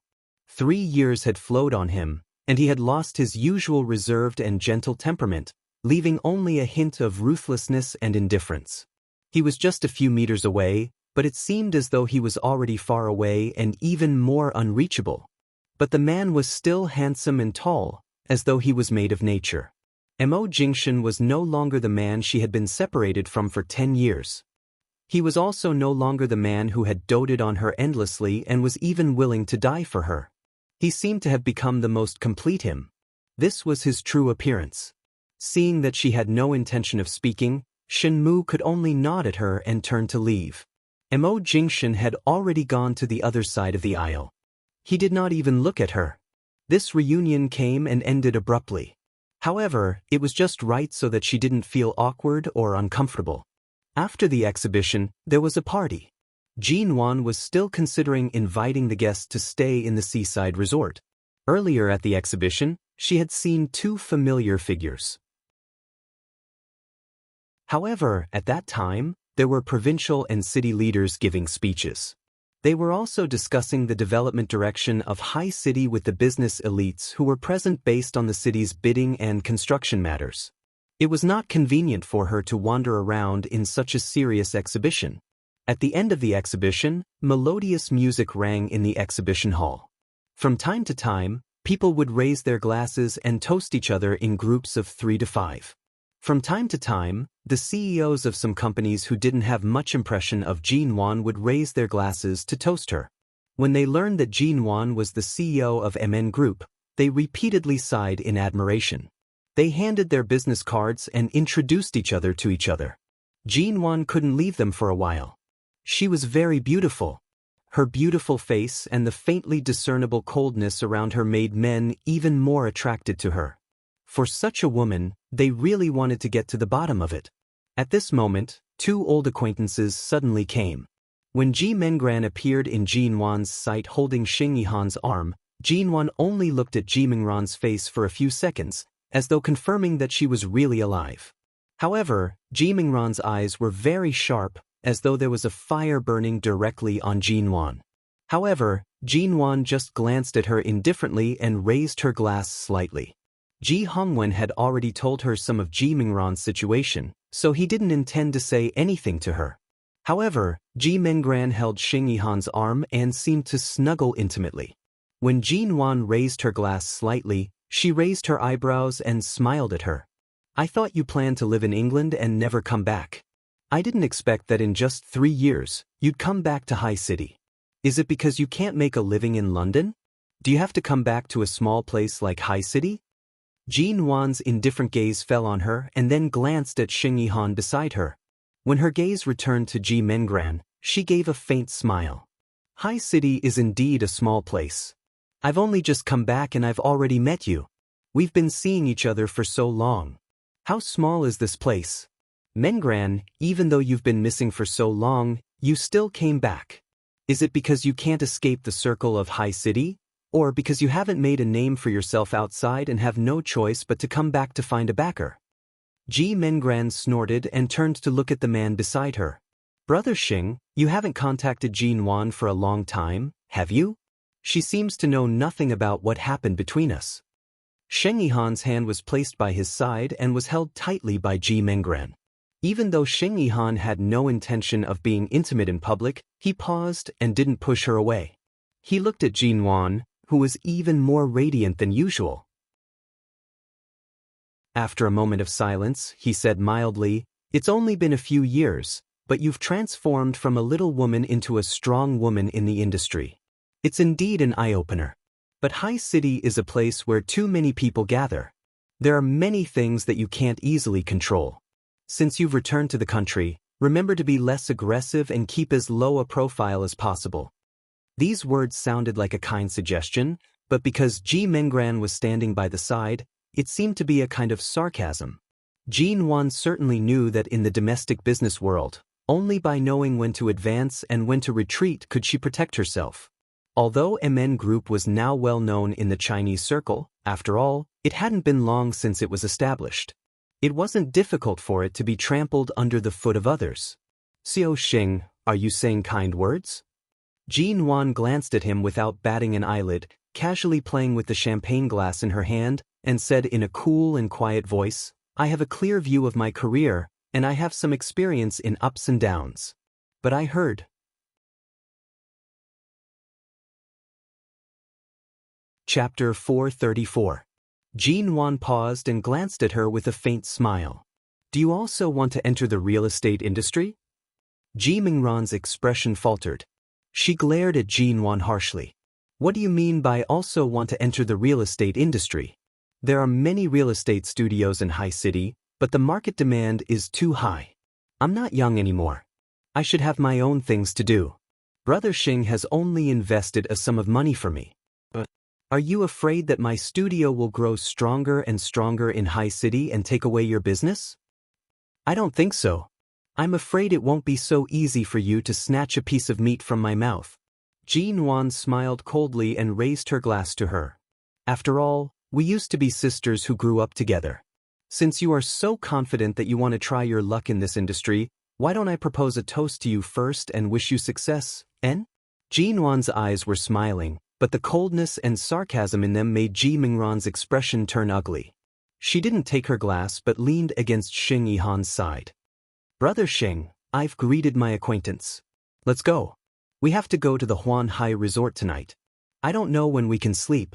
Let's go rest for a while?" Xing Yihan's gaze fell heavily on Jean Wan. Jean Wan could see that Xing Yihan had changed a lot over the years. He was no longer the lonely and brave brother Xing she used to be, nor was he as a famous orthopedic doctor in High City. He had been infected with the shrewdness and ambition of many businessmen, and he didn't restrain his ambition at all. But in front of Jean Wan, he still restrained some of his emotions and said, "Goodbye." Jean Wan didn't look at him anymore. She turned and left, not even intending to say goodbye. Seeing that Xing Yihan's gaze was still fixed on Jean Wan's back as she walked away, Ji Mengran said with a smile, "We meet again. Do you still think you must have this Jean Wan? Back then, you couldn't get her. Now that she's like this, I'm afraid it's even more impossible for you to get her. A woman who is too beautiful is very scary. A woman who is beautiful but has no heart is not someone anyone can resist." With that, Ji Mengran let go of his hand, but her face was still full of smiles. "Did you see that? She can even meet Mo Jingshan without batting an eyelid and pass by him emotionlessly, let alone you. What can she do to you?" Sheng Yihan glanced at her coldly. "Take your money and do your work. Don't say things you shouldn't say in front of me. Don't forget where your life was saved. In front of me, You are not qualified to tell me what to do. Ji Mengran smiled, picked up a glass of wine on the waiter's tray, and put it to her lips, hiding the flash of hatred in her eyes. It was true that she didn't board the plane that crashed and managed to keep her life. However, due to a combination of circumstances, she was forced to flee the country and mistakenly boarded a pirate ship. In the end, she was trafficked to Africa. Because she lost her freedom, she was humiliated and invaded by countless people. Even she couldn't count them all. It was only when she was emaciated and covered in wounds that Sheng Yihan found her and brought her back from that hopeless situation. Sheng Yihan hired a psychiatrist to treat her for a year before she gave up the idea of suicide. But why did Sheng Yihan save her? Ever since he followed Shen Heru into the Ji family, he had wholeheartedly liked Ji Nuan. This kind of feeling would not change. As for saving her, it was because of the Ji family and Ji Nuan. Of course, there were other reasons. She knew this, and he also knew her unruly thoughts. The two of them seemed to be dating on the surface, but in reality, they were just taking what they needed. Not to mention sleeping in the same bed, they didn't even kiss each other. Sheng Yihan found her disgusting, and she had no interest in him either. Once a person became infatuated with someone, as long as they couldn't get it, they would never forget it. Sheng Yihan treated Ji Nuan this way, and she treated Mo Jingshan the same way. So what if he couldn't get it? At least, Ji Nuan couldn't get it. Ji Mengran drank the wine with a smile and gently touched the pink diamond necklace she specially wore to match her dress today. She said softly, "Brother Sheng, I'm tired. I'm going to rest for a while. I'll come to you when I'm about to leave." Sheng Yihan's eyes were cold and he didn't respond. Ji Mengran had long been used to this way of getting along with him. She smiled at him again, and when someone looked over, she leaned close to him. After saying a few more words intimately, she turned and left. Sheng Yihan didn't show much expression from beginning to end. Only after Ji Mengran had gone far away did he gradually withdraw his gaze. His cold eyes glanced at Ji Mengran's back, and his gaze was cold and thoughtful. This time, the event in the convention center was very grand. Because of the long duration, some temporary resting rooms, dressing rooms, and changing rooms were set up on the second floor of the hall. Ji Nuan toasted several glasses of champagne with many people who had worked with her or would work with her in the future. She turned around and noticed that only Shen Mu was talking to the city leaders, but Mo Jingshan didn't seem to be here. With Mo Jingshan's identity, he only needed to show up on many occasions and didn't need to be present all the time. It didn't matter if he had already left, gone somewhere to rest, or had other arrangements. These were not things she could care about or be curious about. Ji Nuan withdrew her gaze, chatted with several representatives of various real estate companies who came to greet her, and then waved at them with a smile. "Sorry, I've drunk a lot just now. I have to go to the resting room to sober up. I've not been able to hold my liquor very well in the past few years. I've just recovered a little, but I still have to restrain myself. Otherwise, I'll easily make a fool of myself in public." Most of the people in the hall were men. Hearing her words, they didn't force her to stay. Ji Nuan went straight to the second floor. Someone was changing in the dressing room, so she simply pushed open the door of the ladies' dressing room. As soon as she entered, she saw Ji Mengran sitting on the sofa in front of a dressing mirror. The places where socialites and female entrepreneurs frequented were similar to the places where female stars frequented. Besides, it was such a grand occasion, so naturally, there would be 2 makeup artists waiting here to touch up any lady's makeup. Chapter 435. Ji Nuan glanced at the person on the sofa who appeared content. She hesitated for a moment but did not wish to cause any trouble. The moment she opened the door, she prepared to leave. However, Ji Mengran had already seen her. Her gaze had already shifted in her direction. Her eyes were filled with provocation. "Big sister, are you here to look for me?" The word "big sister" caused Ji Nuan's hand to pause. She calmly turned to glance at her. The others also shifted their gaze in her direction. "Miss Ji, is she your big sister?" one of the socialites asked curiously. This Miss Ji was naturally not referring to Ji Nuan. "Of course, my surname is Ji." Coincidentally, her surname is also Ji. Ji Mengran glanced at Jin Wan. Her gaze was clearly mocking the fact that Jin Wan's surname did not match her original identity. Since they had already entered the conversation, it would not be appropriate for Jin Wan to leave now.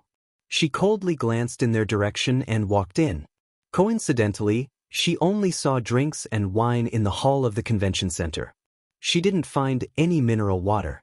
Seeing that there was a water dispenser in the dressing room, she went over to open the cabinet below, took out a disposable paper cup, and poured herself a cup of water. "Miss G, your sister seems to be a little cold," one of the socialites spoke up again. A certain socialite spoke again. Her first impression was that Ji Mengran was a very easy person to talk to. However, this sister of hers did not even greet her after entering the door, so she instinctively thought that she was the type of person who was cold and pretentious. "Don't you know about MN Group? This year, my sister, Jin Wan, climbed to the top of the Forbes list of Chinese female entrepreneurs under the age of 25. Ji Mengran looked in Jin Wan's direction and spoke seriously. It wasn't easy to climb to the top of the list. She should at least put on some airs, right? Otherwise, how can she live up to her reputation as the CEO of MN Group? The socialite and the other young lady didn't know much about Jin Wan, and Jin Wan didn't recognize them. When the two makeup artists heard that Jin Wan was the CEO of the MN Group, their indifferent expressions became slightly more restrained. The socialite and the young lady standing by Ji Mengran sneered. "So what if she climbed to the top of the Forbes list? It's just like those award ceremonies in the entertainment industry. If you want to get a title, you just have to sleep with the investors a few more times. In a place like the business world where big shots gather, how hard is it to sleep to the top of the list?" Ji Mengran lowered her eyes and said faintly, "That's true. My sister used to run a real estate studio in High City. Later on, she moved to England. After that, she didn't have much contact with her family.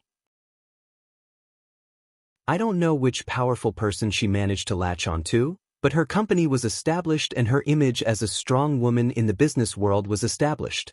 Even if she really did have illicit affairs with someone, I don't think she would admit to it. Look at what I'm saying. After all, she's my sister. How could I say such things? This kind of thing is too common in this circle. It all depends on whether you are willing to serve a man." The socialite spoke as she glanced sideways at Jin Wan, who was standing there drinking water as if she did not take their words seriously. She then glanced at Ji Mengran. "Miss Ji, you have CEO Sheng to support you. If you are willing to throw caution to the wind like your sister, wouldn't it be easy for you to have your own career? I'm not as willing to throw caution to the wind like her. Besides, although Brother Sheng takes good care of me, it's not the kind of relationship you're talking about. Our relationship is very pure. He just takes good care of me. Why are you still being so humble? You're wearing such a large pink diamond. Pink diamonds represent pure and romantic love. Since Mr. Sheng is willing to give you this pink diamond necklace, it means that he has long been interested in you. You should hurry up and cherish this opportunity. Let CEO Sheng help you build up your studio. This way, you won't be trampled on by others," a certain socialite said as she glanced in Jin Wan's direction. "That's right. This kind of pink diamond isn't cheap. Besides, it's very difficult to buy it on the market." The young lady also agreed. The other two makeup artists also looked enviously at the pink diamond necklace around Ji Mengran's neck. Then, as though out of habit, they suddenly glanced at Jin Wan's neck. They saw that although Jin Wan's gown was not bad, she was not wearing any jewelry. Although her collarbone was beautiful, it seemed as though something was missing. However, the makeup artists did not dare to speak carelessly. They could not afford to offend Miss Ji, nor could they afford to offend Zhou Ji. They could only stand by Ji Mengran's sofa and try to get close to her. These women chatted for a long time, but Jin Wan remained standing there, collecting water and drinking it. After she drank half a glass of water, she placed the paper cup down. She glanced at them and went straight to the point. "Based on your intelligence and skills, it's not easy for you to gather here. After all, the world is only so big. If you want to achieve something, you can only climb into a man's bed to think of a way." Speaking up to this point, Jin Wan glanced at Ji Mengran and went straight to the point. If you want Xing Yihan to invest more money in you, you can go show off your skills. What's the point of bragging here because you can't get it? My good sister, you've been sitting here for so long. I don't think it's as simple as gathering a few mobs to support you, right? Ji Mengran was just thinking about how to get Jean Wan's experiences in England when she abruptly heard her words. Her heart was filled with anger, but her face maintained a mocking smile as she looked in her direction. Right now, Jean Wan was just putting up a strong front. Back then, she was protected tightly by Mo Jingshan's side, but now, wasn't she still alone? Ji Mengran restrained her expression. Big sister, I know you don't want others to talk about you. Her words were vague, but it only made people speculate that Jean Wan had a dirty past. After all, it was already not easy for such a young woman to establish a foothold in the business world. It was even more so for her to be able to push MN Group into the top 10 Chinese enterprises in the world. Without waiting for Ji Mengran to finish, Ji Nuan interrupted her. If you really want to know about my business history, why don't you wait until the book I wrote goes on sale next month and take a look at it in the bookstore?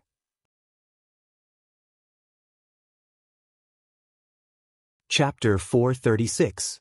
Seeing Jean Wan's faint yet piercing smile, the women around the sofa were momentarily speechless.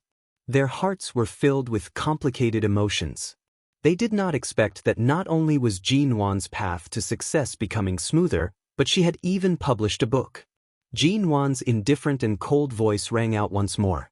She curled her finger and lightly tapped on the table in front of the mirror. She went straight to the point and said, Ji Mengran, if you want to bask in this sister's glory, you have to see if you have the qualifications. You once said that I'm not related to you by blood, but now you want to use my current momentum to step on me. If you keep calling me sister, I'm afraid I won't have the fortune to lose weight. Ji Mengran raised her eyes and saw that Jean Wan's eyes were smiling, but there was not the slightest hint of a smile in them. She did not expect Jean Wan to publicly admit that she was not related to the Ji family by blood. She had always thought that Jean Wan minded this matter. She did not expect that she would actually be so calm. Ji Mengran's heart trembled slightly. It seemed that Jean Wan, who wasn't easy to deal with in the past, had developed a cold and hard heart after years of training. In the past, she might have had a lot of worldly wisdom to consider, but now, she really didn't care about anything. The people by the side were slightly surprised.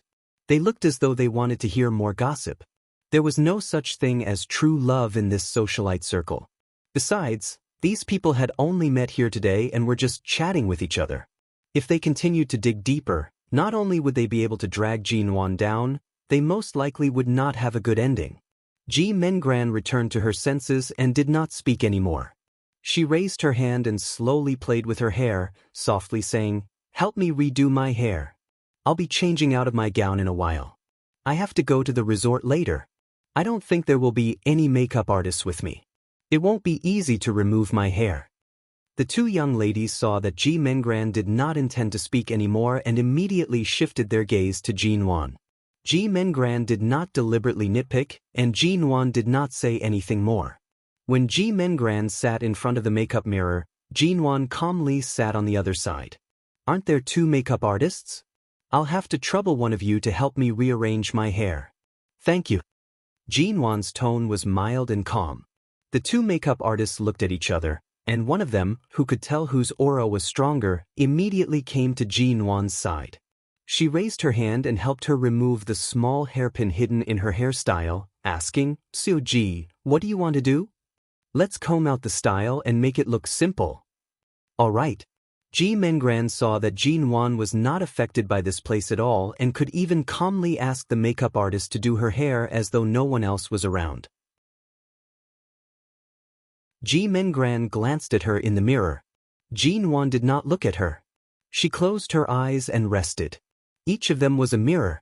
Although neither of them spoke, anyone with a discerning eye could tell that Ji Mengran was more or less indignant.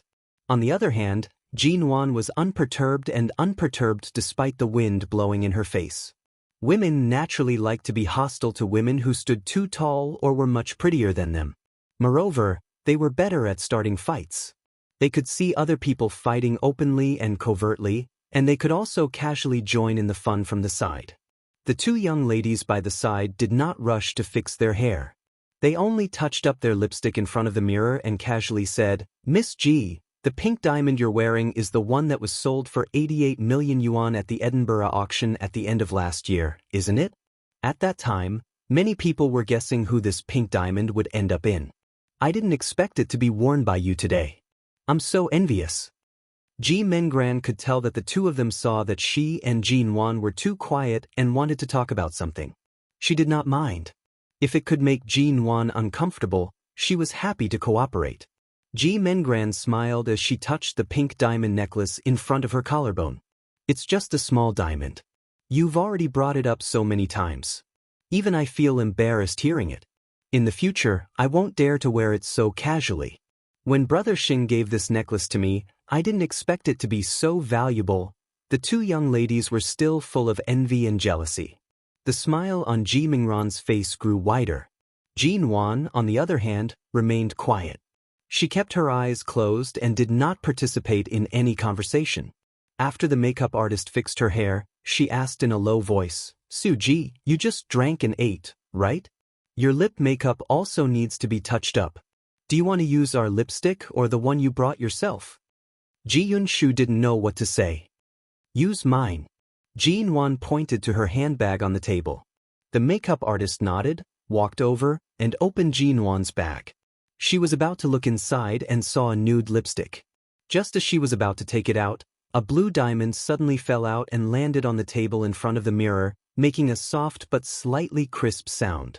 Jean Wan nodded. "Jean Wan, don't worry." This sound attracted everyone's attention. The makeup artist who was holding Jean Wan's handbag rushed to apologize. I'm sorry, Suji. I didn't know you had a necklace in your bag. I'll put it away for you." However, before the makeup artist could touch the necklace, she heard a certain socialite standing by the side cry out in surprise. "This 10-carat round blue diamond?" It was only then that Jean Wan opened her eyes. She saw that the makeup artist, who was about to pick up the necklace, was so frightened that she did not even dare to touch it. The blue diamond placed in the middle of the platinum necklace was shining brightly under the light of the mirror. "Suji, I'm sorry. The makeup artist apologized profusely. "It's all right. Did you find the lipstick?" Jean Wan asked calmly. The makeup artist nodded. "I found it. This nude one, right?" Jean Wan closed her eyes again. She was not in a hurry to put the necklace away, nor did she touch her bag. As though nothing had happened, she continued to wait for the makeup artist to touch up her makeup. However, the others in the dressing room were clearly not as calm as Jean Wan.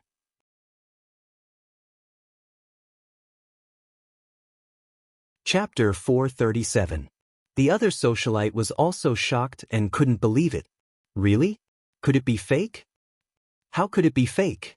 Look at the blue diamond. It's not polished at all. It's a pure round diamond. Look at its purity. Based on our research on diamonds, we can tell it's real at a glance. She took a look at Jean Wan in surprise and lowered her voice to say, "This blue diamond shocked the whole world's jewelry industry. My family is in the jewelry business. At that time, my father wanted to go abroad to observe it, but he didn't even have a chance to take a look at it before it was already owned by someone. I didn't expect it to be in her hands now." Jean Wan's eyes widened in surprise as she looked at Jean Wan. The two socialites lowered their voices, but in this large dressing room with only the sound of air conditioning, their voices were particularly clear. At this moment, the two makeup artists standing behind Jean Wan and Mengran did not dare to speak carelessly. The one standing behind Jean Wan's hand was still trembling because she had accidentally touched the blue diamond earlier. Jean Wan knew the value of the blue diamond, but when Grandfather Mo handed it to her, she didn't expect it to be so valuable. She looked at the round diamond on the table that was emitting a light blue glow and somehow felt that she had underestimated it when she guessed it was worth hundreds of millions of yuan. This kind of FL-level diamond that could cause a sensation in the global jewelry industry was hard to come by even in 1,000 years. On the other side, Ji Mingran's face was so bad that it couldn't be described as ugly. While no one was paying attention, she raised her hand to pull off the pink diamond necklace around her neck and threw it into her bag. Then she glanced sideways at Jinwan's blue diamond and was so angry that her teeth itched. Although she had never heard of this blue diamond, she could immediately guess how this diamond fell into Jinwan's hands from the discussion of these two high-city socialites and the time they said this diamond would be introduced to the world. It was Mo Jingshan. It was the Mo family. Thinking of this, Ji Mengran clenched her bag even tighter. She thought she had learned enough forbearance in front of Xing Yihan after experiencing so many things outside, but she didn't expect that in front of Jinwan, she would still be so unreconciled. As they left the dressing room, Ji Mengran deliberately walked by Jinwan's side. When she brushed past her, she deliberately whispered, "You have such a valuable diamond in your bag, but you don't wear it. It seems like you're too embarrassed to show it off. After all, it's a gift from your ex-husband. He's long gone, and we're strangers now. How can you wear it to show off?" Jinwan paused in her footsteps. Just as Ji Mengran thought that she had successfully touched her heart, Jinwan blinked, her gaze full of smiles. "If you have the time to worry about me, why don't you check the origin of your pink diamond? The pink diamond that was auctioned off in Edinburgh was once an investor of mine and a gift from my teacher. It's just that a diamond with a girlish heart doesn't really suit me. I've never worn it before. Later, with my mentor's approval, I sent this pink diamond to Edinburgh for auction in the name of charity. I didn't care about what happened afterward, but I didn't expect that it would be bought by Xing Yihan and given to you." Ji Mingran's expression didn't change, but her heart pounded fiercely. Jinwan withdrew her gaze from her and smiled. "I don't really like wearing jewelry, but it's inevitable that I'm a little impulsive when it comes to diamonds. Women always have a few diamonds they like, but the one you took out to show off is the one I don't like. This pink diamond was sent to Edinburgh in the name of MN Group's donation to the International Group of Children with Heart Disease. In fact, when my mentor gave it to me, it was only worth more than 10 million yuan. I didn't expect it to be auctioned off for 88 million yuan. It seems that I should thank you and Xing Yihan for your generous donation on behalf of those international children with heart disease." Seeing that Ji Mingran's face was about to turn green, Jinwan smiled again, casually flipped her hair, and turned to go downstairs with a free and easy smile. At this time, the two socialites in the dressing room coughed lightly as they walked past Ji Mengran. Because Ji Mengran stood motionless in front of the door like a statue, one of the socialites said in a low voice, "Excuse me, Miss Ji, please excuse me." Ji Mengran paused, turned her eyes sharply, and met the socialite's half-sympathetic and half-smiling eyes. The socialite looked at her fearlessly, then took the hand of the other socialite next to her and walked away with a faint smile. The two makeup artists in the dressing room were busy packing up and preparing to get off work, not daring to look at the door. Fortunately, they didn't say too much like the two socialites who deliberately stirred up trouble. No one was a fool. After all, Jinwan was the CEO of MN Group. Even if they weren't familiar with Jinwan, they knew the status of MN Group in the Chinese business world. Ji Mengran didn't have the awareness of smashing an egg against a rock if she wanted to show off in front of the CEO of MN Group. When Jinwan went downstairs, she was going to leave when the event in the convention center was over. However, the organizer, the director, and the provincial leaders directly invited the distinguished guests to stay at the seaside resort for 2 nights, and there were already dozens of cars waiting outside. Everyone was here, and it seemed that no one wanted to leave, so Jinwan didn't want to leave alone, so she got in the car with them. This so-called seaside resort was actually an outdoor entertainment venue specially prepared for the rich. It was a huge resort that stretched as far as the eye could see, so it must have invested a lot of money. The ground was covered with green lawns, and it was said that there were many fitness and entertainment venues behind the holiday villa, including huge indoor and outdoor golf courses. Everyone who came here tonight was of high status, so the accommodation here was not bad. When they arrived, it was already past 11 o'clock at night. There were no other activities at this time, so they just needed to go back to their rooms to rest. Jinwan took the room card that had been arranged and went straight to her room. After opening the door, she checked the security facilities here before entering. Before she closed the door, she heard 2 CEOs of a certain company walking and talking in the corridor, and they seemed to be talking about Shine Group.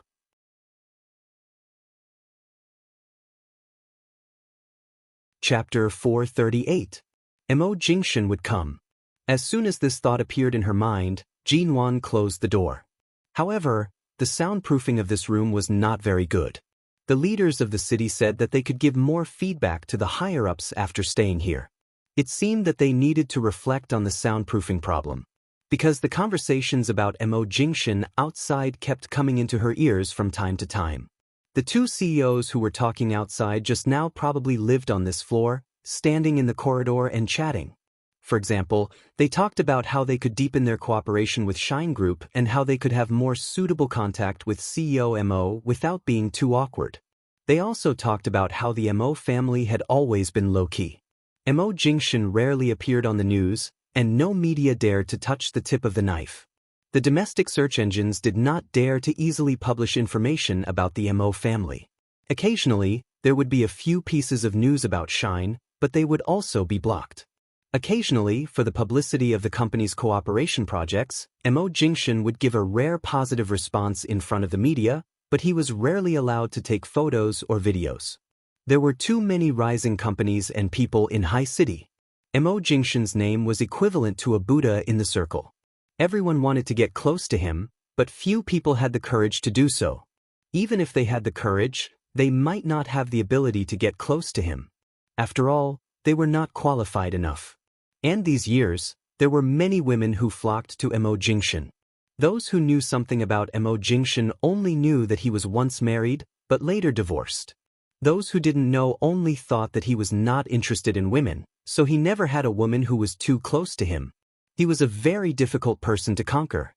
Whether it was the beauties in High City or the managers of various companies, they all wanted to get close to Mo Jingshan, but they couldn't get close to him at all. Jinwan picked her ears inside the door and felt that it was really necessary to give feedback on this soundproofing problem tomorrow. The people outside were still chatting. From time to time, the CEOs of other companies passing by would say hello, and from time to time, there would be laughter and polite conversations. Jinwan went to the bathroom to take a shower and changed into a loose and light white t-shirt. After blowing her hair dry, she stood in front of the mirror and patted the lotion on her face. Her fingers caressed her smooth skin, and she recalled that when she was in England, Mr. Zand had once told her that beauty was a woman's best weapon. If coupled with a cold and unshakable heart, she would be invincible. She had never deliberately cared about whether she was beautiful or not. However, her heart had already lost its warmth since 3 years ago. Just like the people around her often said, Mr. Vince ran from High City to London and persisted for 3 years, but she didn't seem to be moved at all. Did she not feel anything at all? Was she not moved at all? Was his heart made of iron? Was his heart moved? Of course not. But was his heart made of iron? No, it was clearly ice. The next morning, Jinwan got up. In the past few years, she had the habit of exercising as soon as she had time in England. Even if she didn't exercise, she would run for half an hour or do some healthy yoga in her room. There was a gym in the resort. In the morning, many people greeted each other with a white towel around their necks. Some were preparing to go to the gym, and some who had woken up even earlier had already returned. When Jinwan went out, she simply said hello. There were not many people in the gym, but most of them were in good shape and good at self-management. When those people saw Jinwan, they stopped to say hello to her. Jinwan smiled and then withdrew her gaze. She went to the treadmill, pressed a few buttons, and began to focus on running without speaking. During this period, when someone came to say hello, Jinwan only turned her head and smiled politely. When the other party failed to gain any interest and turned to leave, Jinwan withdrew her gaze and continued to look at the numbers on the treadmill. Her face was expressionless. After the gym, she returned to her room to take a shower. Today was not a private social event, but a rare holiday for the big shots of the province, city, and High City to gather together. Many people came for the leaders of the province, and many came for Mo Jingshan, even though Mo Jingshan had not been here since last night. In the morning, Jinwan went to the beach to pick up seashells out of boredom. She had just picked up a small handful of white seashells and was about to take them back to her room to wash when she heard someone say that CEO Mo was coming. Jinwan was silent for a moment, went back to her room to put the seashells away, washed her hands, and walked out. She happened to follow the crowd to the front gate of the resort. Seeing the car outside, she stood behind the crowd and pretended to be looking forward to it like everyone else. When Emo Jingshin got out of the car, the leaders and bosses came forward to welcome him. Although Jin Wan was behind the crowd, from this angle, she still saw the man approaching in this direction at a glance. In this short moment, the scene in the kitchen of Ao Lan International when this man rolled up his sleeves and stood by the counter to help her prepare dinner appeared in her mind. Looking at this tall and handsome man who was used to wearing a black suit and shirt, his aura was not covered by the sea of people even when he was surrounded by a crowd. No matter how she looked at it, it was impossible to connect this man with those warm and gentle times in the past. Jin Wan's lips curved slightly. She didn't know why she was smiling. Emo Jingshin's expression was very indifferent. He had long been used to such a scene of people crowding and lining the road to welcome him. When he passed by some people, he would occasionally shake hands with them politely, but most of the time, he just walked past them. Shen Mu, as usual, raised his hand from time to time to politely stop people from approaching. When he walked to the side, Shen Mu raised his hand again and was about to separate Emo Jingshin from the crowd when he saw Jin Wan standing in the crowd. His hand paused and subconsciously wondered if he should ask Emo to shake hands with Jin Wan. However, when Emo Jingshin's gaze landed on Jin Wan's face, he had already calmly retracted it. Even though Shen Mu had intentionally led the crowd in this direction, Jin Wan also consciously took a step back. However, she did not expect that she would step on the skirt of the person behind her. The person behind her was probably a rich lady or a rich lady. The moment she was stepped on, she frowned in dissatisfaction. "What are you doing? Can't you be more careful?" As she spoke, the person behind her pushed Jin Wan's back.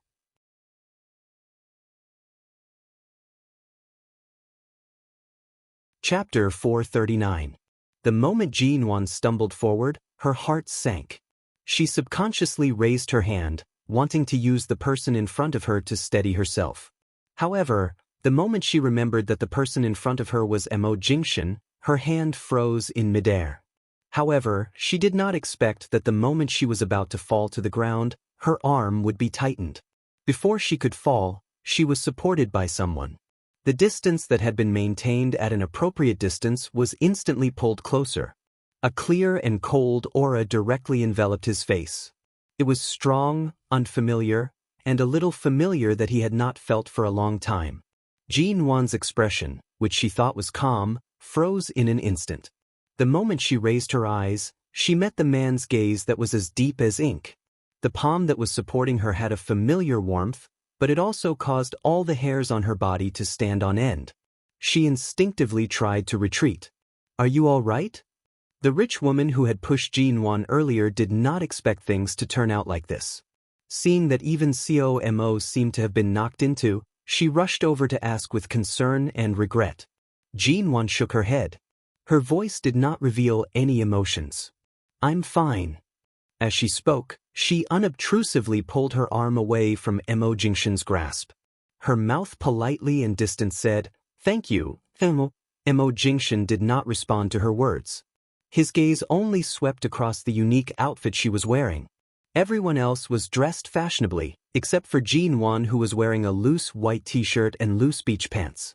Right now, the flip-flops that were hidden by the pants were revealed. In this kind of environment and among the crowd, she appeared especially careless. It was as though she was really here for a vacation. His gaze swept down again. "Can you stand properly?" His gaze landed on her flip-flops. Her slender, white toes were still stained with fine white sand. It was obvious that she had just finished playing at the beach and had washed up before running out. She came very perfunctorily. Emo Jingshin withdrew his gaze, calmly saying, "There are too many people here. Everyone do what you need to do. Don't let any more incidents happen. Disperse." With that, Jin Wan clearly felt that Emo Jingshin glanced at her. She didn't look back at him but lowered her head to look at her toes, which were exposed outside the beach pants, and shrank them slightly. The next moment, she saw out of the corner of her eye that Emo Jingshin had turned to leave. "Suji, are you all right?" Someone politely asked in concern. "I'm fine." It's my fault for not standing properly. Jinwan smiled. Earlier she had rushed over. Only now did she realize that everyone was dressed neatly. Although they were not as formal as they were at the convention center last night, they were all either dressed in suits or looked like they were attending a meeting. She was the only one who treated herself as though she was here for a vacation. Taking advantage of the fact that the crowd's attention was not on her, she smiled politely at the people passing by and slipped back into her room. She had to stay here for one more night. Xiao Ba and Xia Tian seemed to have completely given her a holiday these 2 days. They didn't even call her. The silence on the phone made Jinwan wonder if her phone was in arrears. The morning passed with many leaders and colleagues getting to know each other better and exchanging greetings. The atmosphere was very good. After noon, everyone began to enter the vacation mode. One of MN Group's partners, who had been working with MN Group for 2 years, found Jinwan on the beach and said with a smile, "COG, you're really on vacation. So many people are looking for opportunities to get close to people who stand higher up, and the young women are also flying around with smiles like butterflies.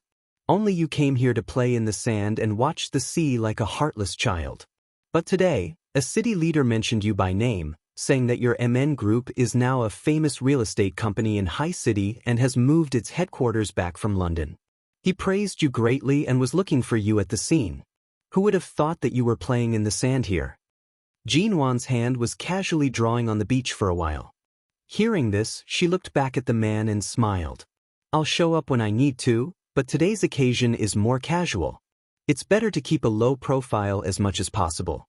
In the business world, women are often unfair, and there are all kinds of rumors about successful women. In such an environment, if I show up like I did at the exhibition, I may not be able to spread any rumors. I should restrain myself."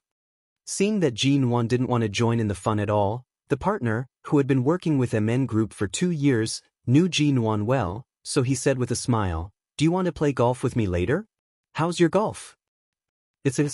"I'm not particularly good at it," Jinwan answered with a perfunctory smile. "Bowling? Also very average." The man raised his eyebrows. "Then let's go and have a look together. Many famous people in High City are here. Although you're low-key, you don't seem to fit in with the crowd. It's just past noon. Let's talk about it in the evening. I won't go to this party." The man frowned, looked around, and approached her. He squatted down behind her, leaned close, and said in a low voice, "When you were in London, you were successful in all aspects. Why are you so dull after coming back to China? High City is not as good as London. There are so many people here today, and you've left a good impression on them these 2 days. If you play golf, eat, and show your face, it will be much more convenient for you to do anything in China in the future. It's not like you don't know that you need connections to do business in China." These words were indeed well-intentioned for her, and Jinwan could tell. After being in the business circle for so long and dealing with the domestic business world for so long, Jinwan certainly knew that if she wanted to continue to do well in China, she had to be sensible. She smiled. "I'll be there in a moment. The afternoon sun is just right now. I can't bear to leave." "Aren't you afraid of getting tanned?" "I've put on sunscreen, and I've always been the type to anger the sun." "Why do you say that?" "I just can't get a tan." Jinwan smiled, and the dimples on her lips appeared slightly.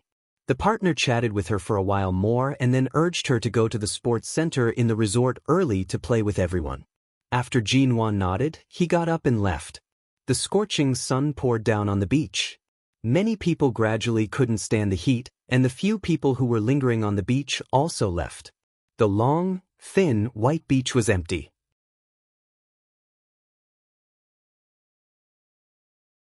Chapter 440.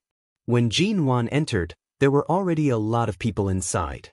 The stadium was very large, and many people were sitting on some chairs and sofas.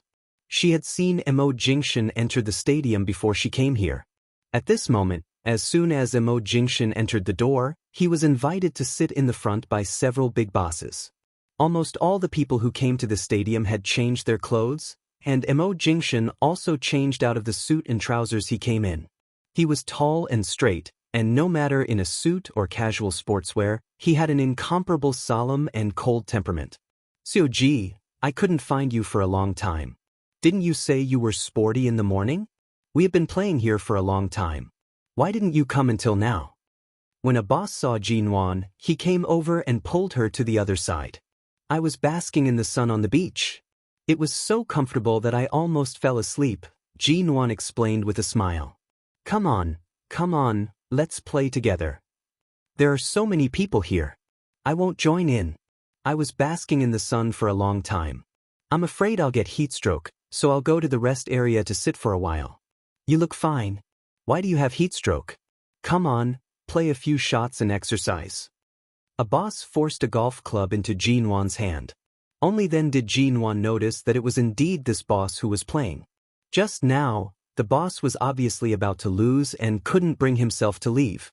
When he saw Jinwan coming, he handed the cue to her and asked her to help him continue.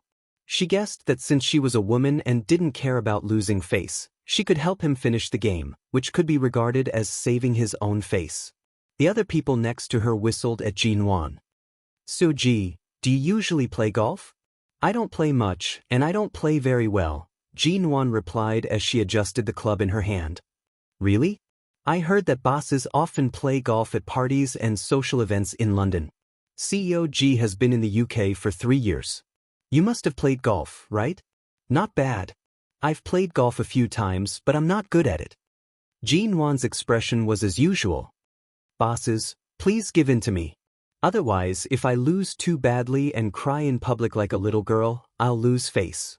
"Haha, no, Suji is too humorous, but if we can see the beauty cry with just a few balls, our welfare is too great, haha." Jinwan smiled again and held the cue in her hand. "Then let's continue." At this time, Ji Mengran, who was sitting on the sofa in the corner, suddenly came over, took Sheng Yihan's cue, walked to an empty seat next to Jinwan, and said while playing with the cue, "Sister, let's play together." The way she called her sister was sweet and intimate, as though the loss she suffered at Jinwan's hands yesterday did not exist. It was as though nothing had happened. Some of the people present knew more or less that Jinwan was Ji Hongwen's daughter, and a few people knew what Jinwan had done in High City in the past, but people who could stand firm in the business world all knew what to say and what not to say, so many things were not spread casually. Besides, Jinwan was no longer the young lady of the Ji family who could be talked about behind her back at any time. When those who didn't know the situation heard Ji Mengran call her sister in a sweet voice, they all looked over in surprise. "COG has a sister?" Ji Mengran smiled sweetly at the other bosses. "Yes, hello bosses. You can call me Mengran." Although Ji Mingran's appearance was far from Jinwan's, she was still very pretty. Her skin was also very fair, and she was very good at dressing up. She showed off her good points, and when she smiled, she had the capital to be seductive. The bosses all nodded and were about to say something, when they suddenly heard Jinwan say coldly, "Let's start."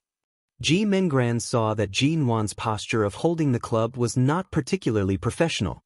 Thinking that she could embarrass Jinwan in front of others, she firmly held the club and was ready to mock her with her golf skills. At the same time, Ji Mengran moved aside so that the people sitting in the rest area behind could see how Jinwan made a fool of herself in public. When she came over just now, she saw that Mo Jingshan was invited by the big bosses to sit in the back seat, just 5 or 6 meters behind Jinwan. Playing golf was also a very common form of entertainment for the upper class during their vacation time. These bosses liked it very much. More importantly, it was because playing golf could cultivate one's body and mind, and it also looked very handsome. Seeing that the other bosses had already swung their clubs, Jinwan seemed to be adjusting her movements back and forth. Not daring to play, Ji Mengran swung her club very happily.